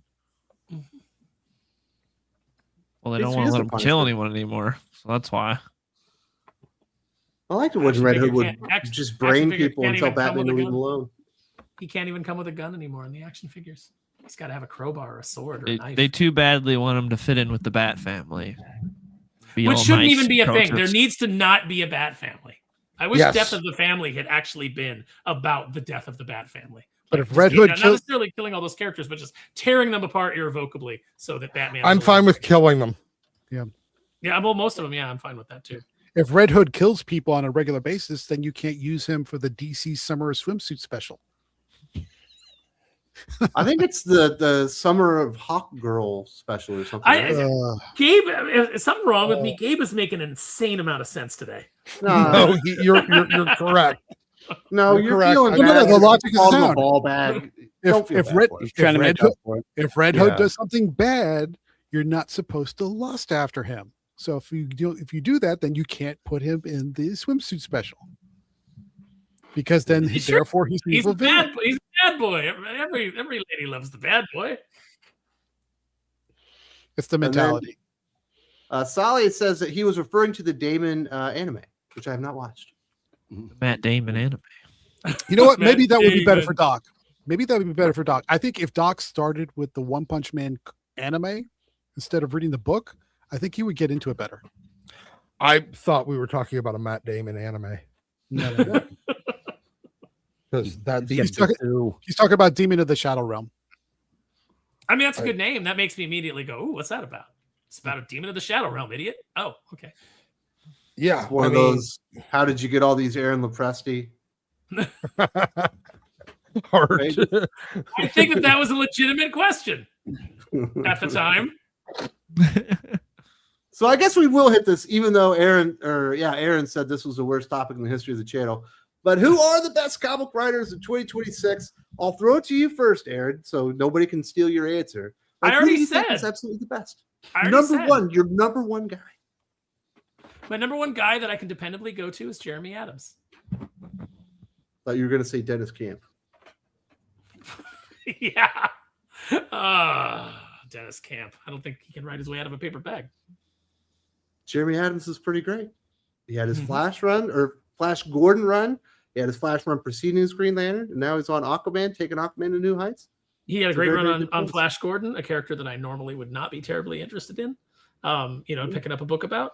Although I respect his place in comic history, just never been somebody who's like super resonated with me. But I love that run. I mean, if you could put Jeremy Adams on a character that I do not care about, and I would go and check it out because I'm like, oh, he's probably going to do something interesting with it. So Jeremy's up there, Jim Zub's up there. He's killing it on Conan right now. Josh Williamson's killing it on G.I. Joe. But it's like the same guys that everybody we else's talk about. answers. This is the top, but this is the problem with the topic. Is the topic is just what are our books of the week? No. This is people. Who's your best writer? You said it's Jeremy Adams. You put your fucking flag. But there. but the I like topic the topic on the screen is plural comics writers. True, because we're true. people. We're all going to have different answers. And you met Jeremy at what is it? Transformers the movie? No, G.I. Joe. Well, I've run into I run into Jeremy like at every show that I go to because like he's like HH. He's omnipresent at every show. And I randomly run into him on the floor. But yeah, no, I ran into him. I think the first time I ever met him was at Comic-Con Revolution, whatever the LA one is called. I think I ran into him there on the floor, and then later I saw him at the G.I. Joe the movie event that Skybound did down at Universal City Walk. He was in attendance as well. And he's a confirmed dork, right? Well, the thing is, put him, obviously he loves G.I. Joe. He showed up for that event. Maybe he should be writing one of these Energon titles. Oh, he do an amazing job on there. But I think he's exclusive to DC right now. Yeah. Curses. All right, Doc. You are actually reading new comic books again. Who's your number one writer? Oh, honestly, I'm probably just gonna have to go with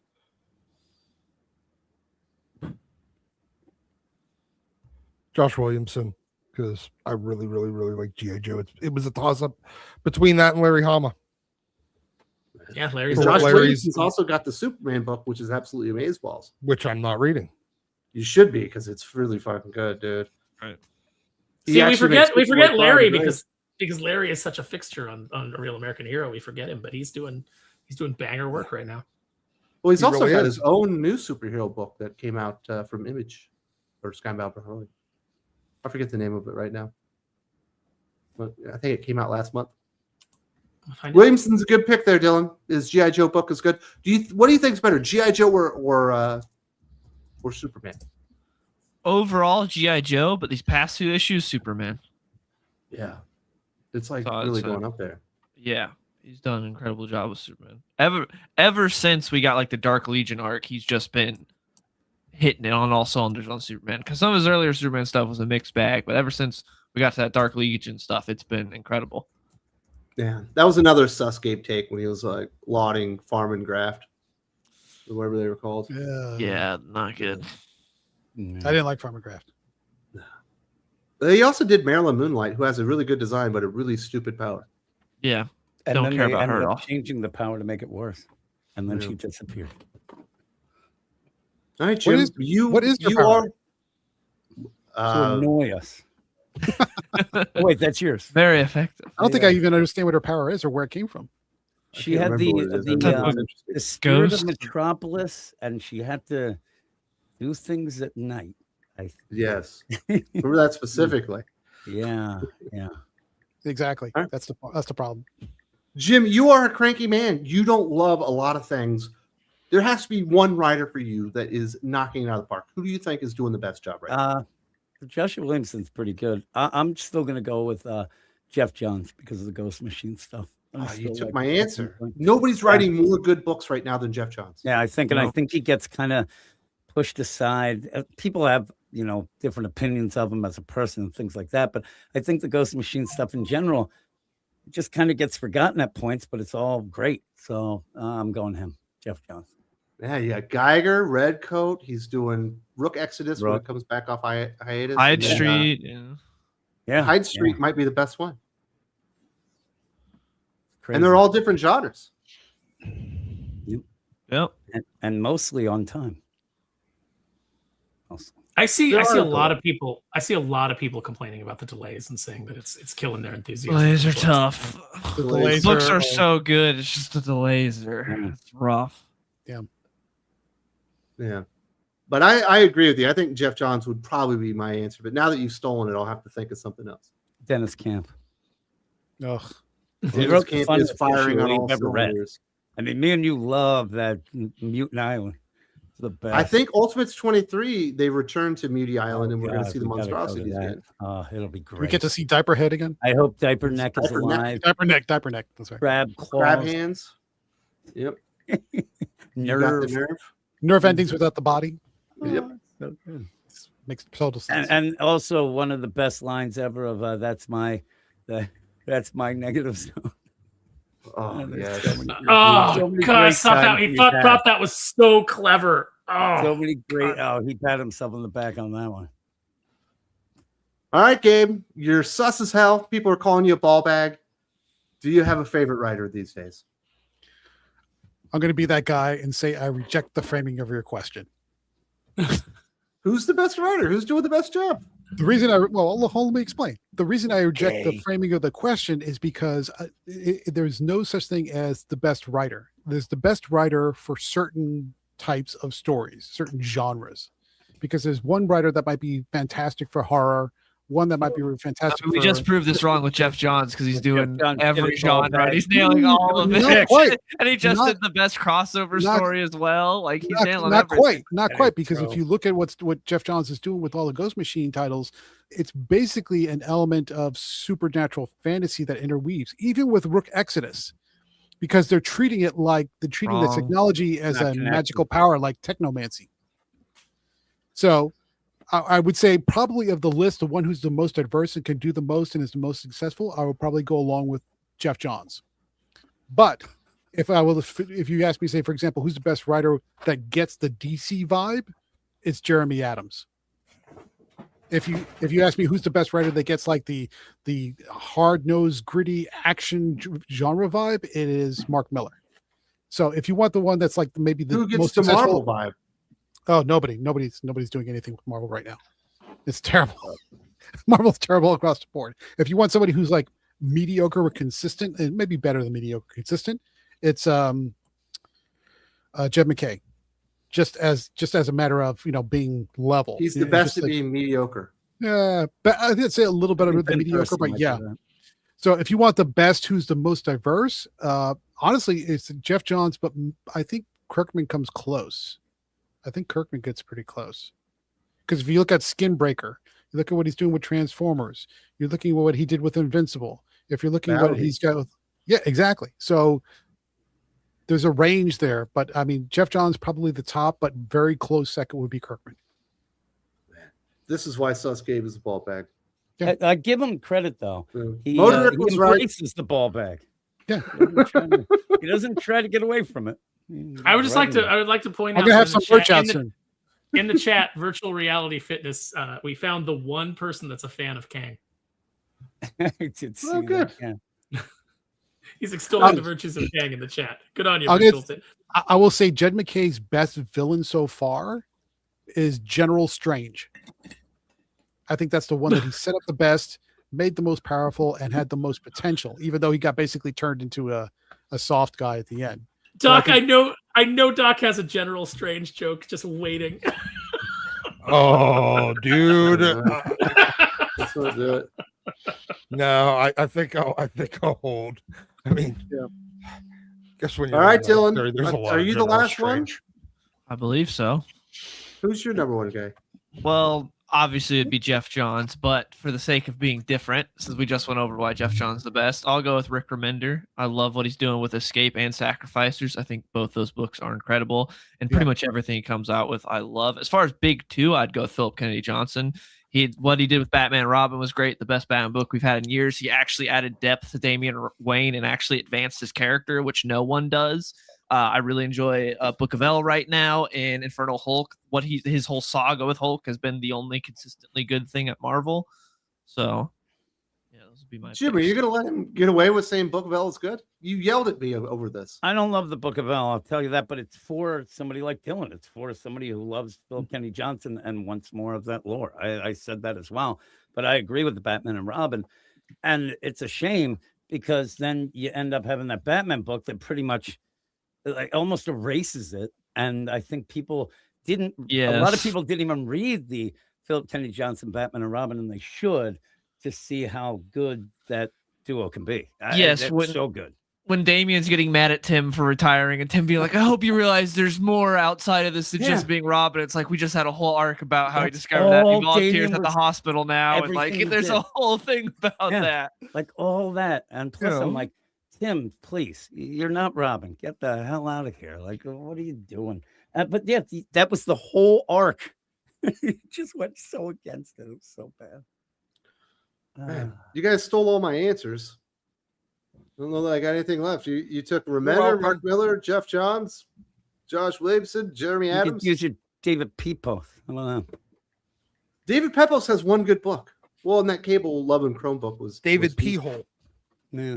Actually, you know who I could mention for you, Wes? You could go with Eric Burnham on the I love that Saturday guy. Morning He's Adventures, fantastic. because that book is never bad. It's actually, everything I've ever read from Eric Burnham, I've enjoyed. It's really good. And Wes, I read this week's, and even though we already went through it, and I was laughing. I was laughing so much. So I was going to bring him up. I forgot. Shredder's Dark Helmet is perfect. And again, if you give an award for a book that does exactly what it's supposed to do, like 100%, that would be it. He does it so well. Yeah. See, things are definitely all to come up, boys. Things are looking better, is what I'm saying. Yeah. Everywhere. We got a big Marvel. Mark Millar crossover coming this year too, right? Yeah. Not from Marvel though. No. It's his spacefaring Millarworld characters. Oh, Millarworld. Yeah. Starlight and all those. Millar's Space should be on the top of that list of people who would like do diverse stories, but they're all pretty darn good. Millar's been killing it last couple of years. Are we being crazy for not throwing Scott Snyder since he has the hottest book and we did just come off the best issue of Absolute Batman? No. Why are you even bringing that up? Because that fucking issue was Absolute Batman is really good. I will say we just had a couple vocal people that don't read Absolute Batman saying, no, we can't do Scott Snyder. I think that's kind of stupid. I like Absolute Batman. The reason I don't have him as one of my favorite writers right now is because it's one book. Yeah, it's that's why I don't have him on here. But I think Absolute Batman is really good. I really do. It's one book it. and it's one. I really trick. liked what I did with Batman with Bane. I thought that was really good, but that's the whole reason I didn't mention him, is because it's just one book. I love Absolute Wonder Woman, but I'm not going to put pony. Kelly Thompson on my best writers of the but she still now does Jet the Land Shark. Yeah, that's what I'm saying. And Scott Snyder did do DCKO, which by a DC Comics event standards was pretty good. But he also did. Says you. Yeah, It was okay. It had It was some great fine. moments, but it yeah, fell it was apart. fine. It fell apart. It fell apart at the I'll end. tell you right now, if you go by Scott Snyder Absolute Batman and then you think of KO, it doesn't elevate that deal. It pushes it down a little. Yeah. But Same even reason Jim admitted that last issue of Absolute Batman was fucking amazing. What do you mean, even Jim? That's one of my Because favorite you're books. fucking you're Well, I know I'm skeptical. miserable, but that's one of my favorite books. I love it.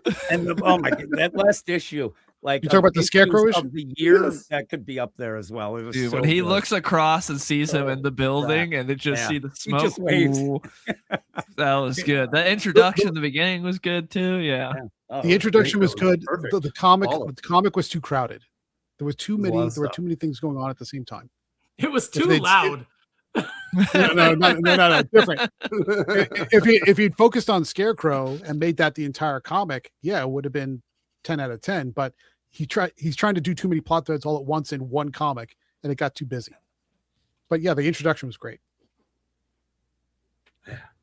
I liked it. There's a question for you, Dylan. That if you like the Absolute Superman book, I read like the first 2 issues, didn't like it, hopped off, and then I came back on when Juan Ferreira came on for the Hawkman arc, and I've been enjoying it these last a few lot issues. better now. Yeah, it started out slow, and now Since, it's more like, of a Superman book. Since like issue 15 around was like when I came back, and I've been enjoying it. So I'd say right now it's pretty good. Mm-hmm. No, I'm hearing he's that- starting to feel heroic. I'm Yep. hearing that Tim Seeley is writing the only readable X-Men book. Like that Psylocke? Psylocke is actually pretty good. I think that Jeff Loeb's X-Men of Apocalypse is probably better. Yes, it is. Okay. I've not But read it, that. The it problem comes out is every it 2 or only- 3 months. Yeah, it's like a quarterly title. So So it's kind of cool. But the art by Simone DeMeo has got all of the Joe Mad feels you'd ever want. Oh yeah. Very Joe Mad, Roger Cruz.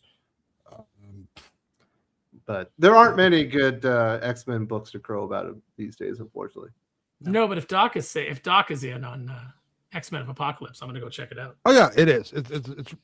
It's There's only 4 issues out right now. Yeah, I think there's one left to go, right? Maybe it's 2. I think 2 more because there's the alpha issue, and then issues 1 through 3 out so far. Issue 4 comes out, I think, next week or the week after. Yeah. And also, just to bounce up on what Dylan was saying, and I don't like to support his positions, but Phillip Kennedy Johnson legitimately had the best ongoing DC book with Batman and Robin and the best ongoing Marvel book with Hulk at the exact same time, which is impressive. Yes. Great. Also, no one mentioned, but I'd say I'd throw Chris Condon up there too. I really like what he's been doing with the Brutal Dark's been pretty good. I liked Ultimate Wolverine for the most part, and its shortcomings I blame more on like how they failed the Ultimate Universe in general, and don't really put that on Condon. And his Green Arrow was really good. Sadly, it got canceled. But Chris Condon does good work, and he's doing another Texas Blood, so that's going to be good. It's coming back. His best work is outside the big 2. That Texas I don't know. Blood, I think that Brutal Dark book is good. It's really good. It's getting better every single issue. Yeah. They already announced the figure. They the figure. But when you compare that to that Texas Blood and the Enfield Gang Massacre, those were better. Enfield Gang Massacre was so good. Yeah. But I don't know. It's hard to judge that because we have completed stories there. This we're only 3 issues into Brutal Dark, so who knows? By the end of the arc, should we mention Ed Brubaker?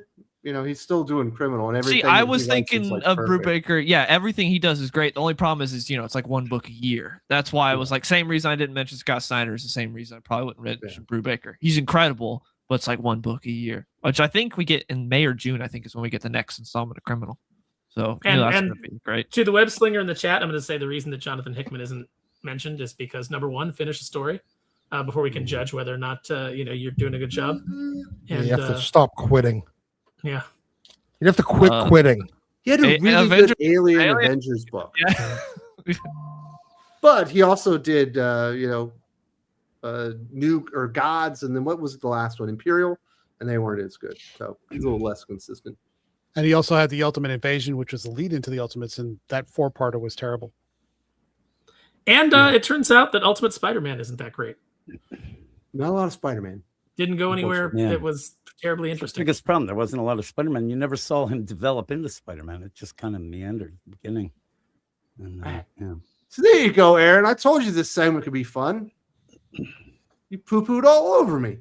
I mean, I mostly checked out, but sure, okay. Well, you should be checking in to find out all these. No, I checked in on the chat. That's where I went. We do have some peoples here. We got the Kai Jeremiah. I actually like Supergirl saying how dumb it is that there are 30 different Spider-Girls. You are correct. But of course, Spider-Girl could have come back and said it's dumb that there are 15 different versions of Supergirl. Yeah. Correct. That was the best part of that little story, but that should have been it. Should have been like that one page and like, we're good. That could have been it. Just show up, diss Spider-Gwen. You're welcome. On to the next story. Yeah. But you are correct. I did like that line. But so I will actually, it would have been better if Phillips did not embarrass herself. That story wasn't awful.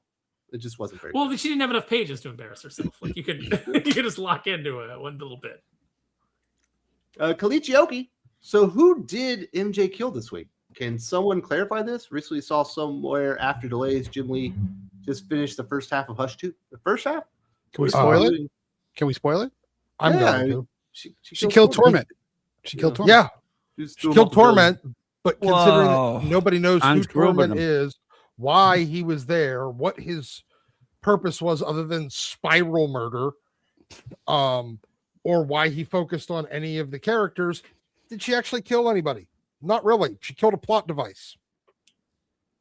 And Jim Lee said, he's having some health issues. He put it out on Facebook. Doc and I had a conversation about this, but he has 2 pages left for Hattush Part 6, but it's the first half of Hush 2, and supposedly we're going to get another 6 issues. When that'll happen, if he does illustrate it, it's going to take years. obviously. Who cares? It's not like the story is like lighting the world on fire. I agree with you, but Gee, if only somebody could have predicted that.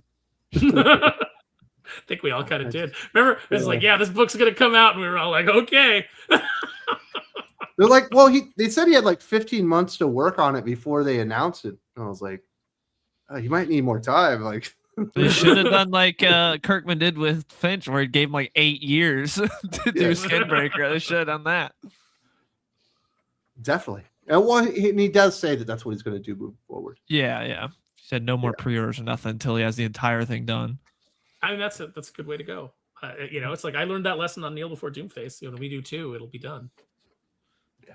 They should have. Again, like, who was clamoring for Hush 2, where it's like, we can't wait. We need to get it out now. Well, if you would have like just to put it out as a trade, probably were clamoring for it. Yeah. Mostly.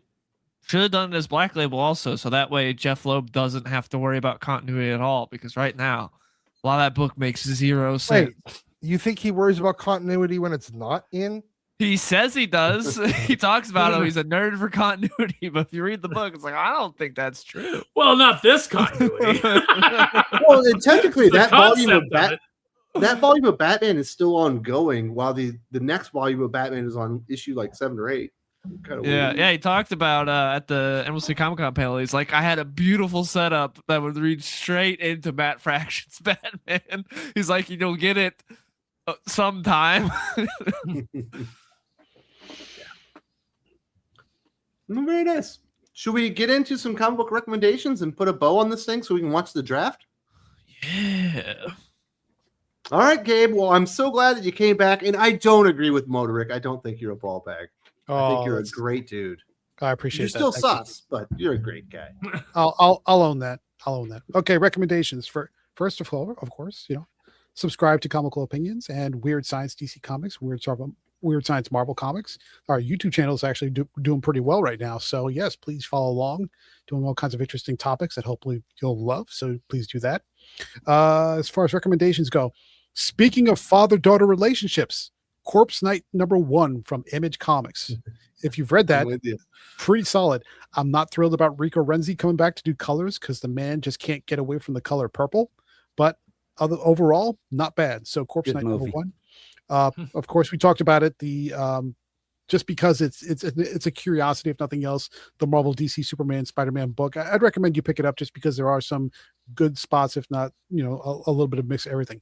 Here's the one that I think is going to surprise you. I liked Spider-Versity #1. It is I liked it. It is right.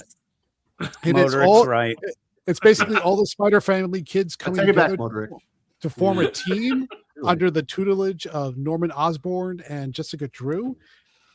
I don't like variants as a rule. I don't like how far Marvel's get into variants. But as far as if you're going to put kids together in a team up book, kind of like like a not a Harry Potter style book, but just putting them in a classroom, the first issue was well done. I like the way they set that up. So check it out. I don't know if issue 2 is going to be any good, but we'll see. Also, going over to DC side of the house, Absolute Wonder Woman #19, Green Lantern #34, and surprisingly, I like Superman. I like Superboy Prime. So Superman #37. Very nice. And Daisuke says, any good indie comic writers? The writers we talk about are only writers that are well-known properties or non-indies like IDW. Maybe Josh Viola. I haven't read anything from Josh Viola that I know of. I've not even. I talked about Rick Remender, who's not on well-known properties. It's all his original stuff. Yeah, and Mark Millar. Yeah. And I mentioned David Pepos, but it's because of his indie work. It's not the stuff that he's done at Marvel or the reasons that I would recommend it. But if you're looking for an indie writer, Tony Fleeks is about to get, I guess. Well, he's gotten his big break at DC now with Deathstroke, but which I like a lot. I like Deathstroke a lot. Yeah, that's a very good book. First issue really good. Yeah, Jim Zub on Conan. Jim Zub is absolutely fantastic. W. Maxwell Prince, I used to really like his Ice Cream Man. There was one issue that I found completely off-putting, but he is about to have a book over at DC as well. So he's a really interesting kind of horror writer that I think is really good. there's a lot of like people in the actual like crowdfunding sphere too that are great. You know, you got Per Berg out there. You've got Von Coleman, who's been on the show. You've got Dave Brink, who does Perfect 10. You've got Caro Brown. You know, she's doing some really fun stuff over at Rippaverse, as is Andrew, who's been in the chat before. You know, he's got his Speedster book out right now. You know, there's a lot of Pat Shand. We didn't talk about Pat Shand. Oh, you know what? Pat Shand is like the best kept secret in comics. He consistently sells a bunch of books. I almost got to work with him on Miss Meow. We had several issues in the can, and then Merc exploded because the publisher is a greedy, money-focused idiot who, you know, makes choices that lose money. You know, there's a ton of good indie people out there, but a lot of them are in the crowdfunding sphere right now. Mm-hmm. And then I would also put out there Mark Pellegrini. He does really awesome stuff on Common America and Black Ops, which are really good books. Yep. And obviously he works with Iconic, but certainly an indie writer. So like him a lot. All right, Sparrow, what are you recommending this week? Are you recommending we get toys? I'm recommending you get toys. I'm recommending you head down to Target and pick up the clearanced Cobra Diver 2-pack. Cobra Diver, you've been down too long in the midnight sea. But it's got the great G.I. Joe diver from the cartoon. It's got the Cobra Diver. Great 2-pack right now. They're like $27. You know, they might go lower if they don't sell out. So, you know, you might want to keep an eye on it. But it's a good price for that 2-pack. I'm also going to recommend the Cobra La Royal Guard. This is a deluxe figure. It's a little pricey right now, but it comes with a lot of different pieces to make a lot of different variations of these guys. So I think when these guys go on sale on Amazon, you know, I think it's a good idea to maybe pick up a small army if you're into that. I'm also going to recommend the heavy duty figure, which I finally got, and I finally put all of his gear on him. Missiles. This is all the missiles and his machine gun pack, and just like this is a massive. Yes, but radically impractical character and loadout. But that's do what the makes missiles G.I. shoot? No, they don't shoot. No. That's what makes G.I. Joe fun. And then I got the Storm Arena Dan figure, which is absolutely fantastic. It you know, I have the soda version, which is the only other real Dan that they've put out, and this one is actually superior to that, which. You know, even after all these years, soda figures still stand up. But the Storm Arena stuff, the Jada stuff, if you like Street Fighter, highly recommend it. So those are my recommendations for this week. Very cool. Daisuke says Josh Viola is doing the Soul Reaver comics. I have not read Soul Reaver, but I will give it a chance if I get the opportunity. I'll definitely give him a read. Based on the video games with Raziel? I'm assuming, yeah. And then also, you know, Michael Chavez is the writer of that Corpse Knight book, and I do totally agree with Gabe that was pretty darn cool. Yeah, I enjoyed it. There is too much purple in the book, but other than that, pretty darn cool. It's a failing of Rico Renzi. Jim, what are you going to recommend this week? Should we all stop reading Marvel so we can recover from our illnesses? Maybe. Go listen to dirty songs. You'll recover. I got Superman, Spider-Man, Superman, and TMNT Saturday Morning Adventures. That's so good, wasn't it? It was good. And again, if you're reading some stuff, even if you like dark stuff and whatever, it's a good, fun palate cleanser type deal. It's what it is, and it's fun. This one was really fun. It's what you need after a Dennis Camp book to make you like life again. Yeah, exactly. After you go to Taco Bell because you have to smoke so much pot to get through that Dennis Camp book, and then you read this, and it makes everything better. I do need to tell Improbi, if you go to Nerdrotics Vegas meetup in August, you will not see me sing karaoke. That was me. That was me. I messed up. I typed it in the chat. I was like, what? I'm not committing to that shit. I don't. No, come on. You know what? Come on, Wes. You and I will do a duet. We'll sing Islands in the Stream. It won't be weird at all. No, that'd be good. No, I don't want to do Summer that loving. Not to hop back too much, but you know who does a decent job at Marvel when he's given the right material? Ben Percy. Ben Percy. Yes. Ben Percy. Punisher's great. He's pretty lame. He's pretty mad. Punisher's really good, but once we get 12 issues in, we might be saying something different. Yeah, that's the problem with him. Gets lame. You're saying that he overstays his welcome, like he for like the first 5 issues, he's the most consistent writer at Marvel. Yep. Then after that is when things start to fall apart. Well, in his defense, he expects to be canceled by issue 5. So when they go, "You're getting more issues," he's like, "Oh, what? I don't have a plan for this. I guess I can do something." He's a bit of a mixed mystery box writer, but he's not particularly good at paying it off. So he's just always throwing another mystery box out there, and it gets kind of old. The J.J. Abrams mystery box problem is that there's never an answer to the mystery. Like, you have to start out as a writer knowing what your reveal is. You have to have a plan. Build the mystery around it. Yeah, You can't just throw out a bunch of shit and go, figure it out on the day. That's how I've been told Tom King does all his books. It's basically, he says the books will write themselves. Well, he just knows he has to get to the point where he makes a woman eat a rat.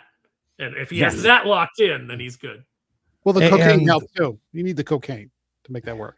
That is true. He has to make a woman eat a rat, and he needs to make the man have a mommy wife. There is a chance for another good Marvel book coming up, because we did see Brian Hill is going to be doing the Miles Morales book, and I'm definitely going to check that out. That has a chance of being good. The only problem is, it's Miles Morales. It's Miles Morales, and like, I don't hold that against the book. And any chance of it mattering died a long time, and any chance of them actually committing to him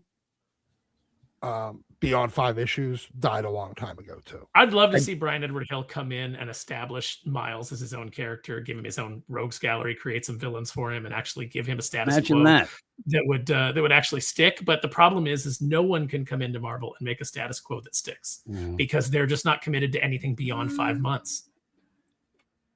And nobody wants to give Miles Morales a chance until they can get Spider-Man right. If you can't get Spider-Man right, nobody's going to extend themselves to Miles. Yep. All right, Dylan, what are your comic book recommendations this week? You read anything good? Yeah, there's some good books this week. Absolute Flash number 14, which the first 12 issues of Absolute Flash you can skip, but this 2-issue arc for Mirror Master has been pretty good. I've really enjoyed it. Superman 37, like we talked about, is really good. Incredible Hulk numbers, or Infernal Hulk, number 6. I'm really enjoying that still. The Peril of the Brutal Dark and Ezra K Mystery number 3, the longest title ever, but it's really good. The only Vertigo title I am currently reading, and it's really good. I did enjoy the Copperhead silent issue. It was a little confusing, but overall I enjoyed it. And then the Spider-Man Superman number 1, which I got the Gary Frank variant, which it's worth the price of admission just for the Geoff Johns Gary Frank story. Very nice. You got any big videos or anything? You got a big review on your channel for that book? Not for that book, but I'm gonna have a video talking about lanterns going up today, because we got even more stupid stuff, because they revealed the poster where it says only one person can wear the ring, even though the title is lanterns, plural. Didn't they just pull down all the teaser stuff for that? I think they took the teaser off of HBO Max. All the official channels took it down. Interesting. Very cool. Be on the lookout for that. And Doc, what do you recommend this week? Well, I am definitely not recommending that you skip our review of Amazing Spider-Man number 27. So don't skip the review, skip the book. Yeah, don't skip the review, skip the book.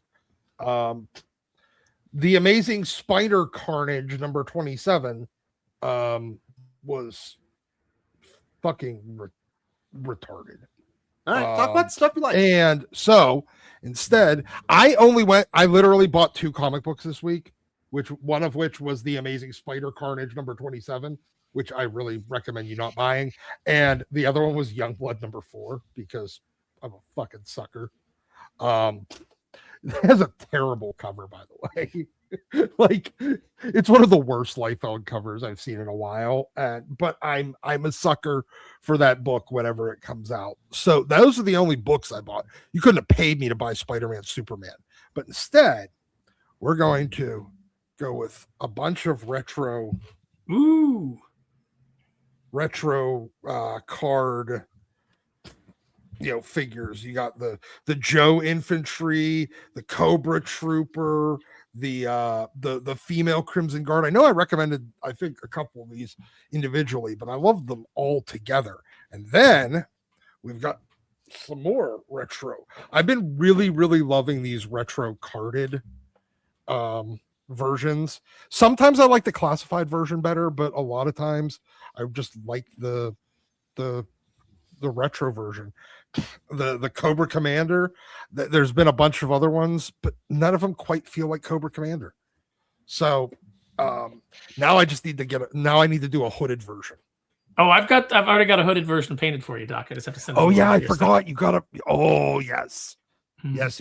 So, and CoverGirl's coming out today or tomorrow and going into her Wolverine. Nice. Nice. So those are my only recommendations this week. I'm literally just recommending old GI Joes or retro GI Joes. Oh, very nice. And I recommend everybody watch the draft, root for the Chiefs, and have a fantastic weekend. Oh, I know I also- Dylan's having a great weekend compared to me, but I also Gonna picked go up a for it, couple of these Crimson Vipers because they were clearance down to like Jim's $8. team's the one that screwed over Doc's team though on the draft. Yeah. I wanna hear They're on the phone with them. With the It receiver. was so great. They're on the phone with them. They're trying to get a hold of them. We're gonna draft you. Did you see the king of gingers that the Steelers drafted yesterday? Yeah. He's got this. He is ginger offensive lineman from Iowa with the most amazing, glorious mullet I've ever seen, and the ginger mustache. There is. How have we not nothing got a about- comic book called The King of Gingers? I have no idea It's like a good title. because Coming Netflix soon will from- fuck it up. Coming soon from Mark Millar, the King of Gingers. Yes. Sparrow, are you showing off your Cobra Commander hooded? I'm showing Doc what he's. I'm showing Doc the hooded head that he's getting. He looks dope. Oh, very nice. Yeah, so we do these over at Big Head Studios Customs on Instagram. So go check us out. It is the best. I've seen a lot of guys have done Cobra Commander head sculpts, with the hood, but I can honestly say that ours is still the best. Nobody's topped us yet. So go check that out if you want a hooded Cobra Commander. Yes. Very good. Well, I'm going to bounce out of here because I need to eat some chicken nuggets. I hope everyone has a fantastic week.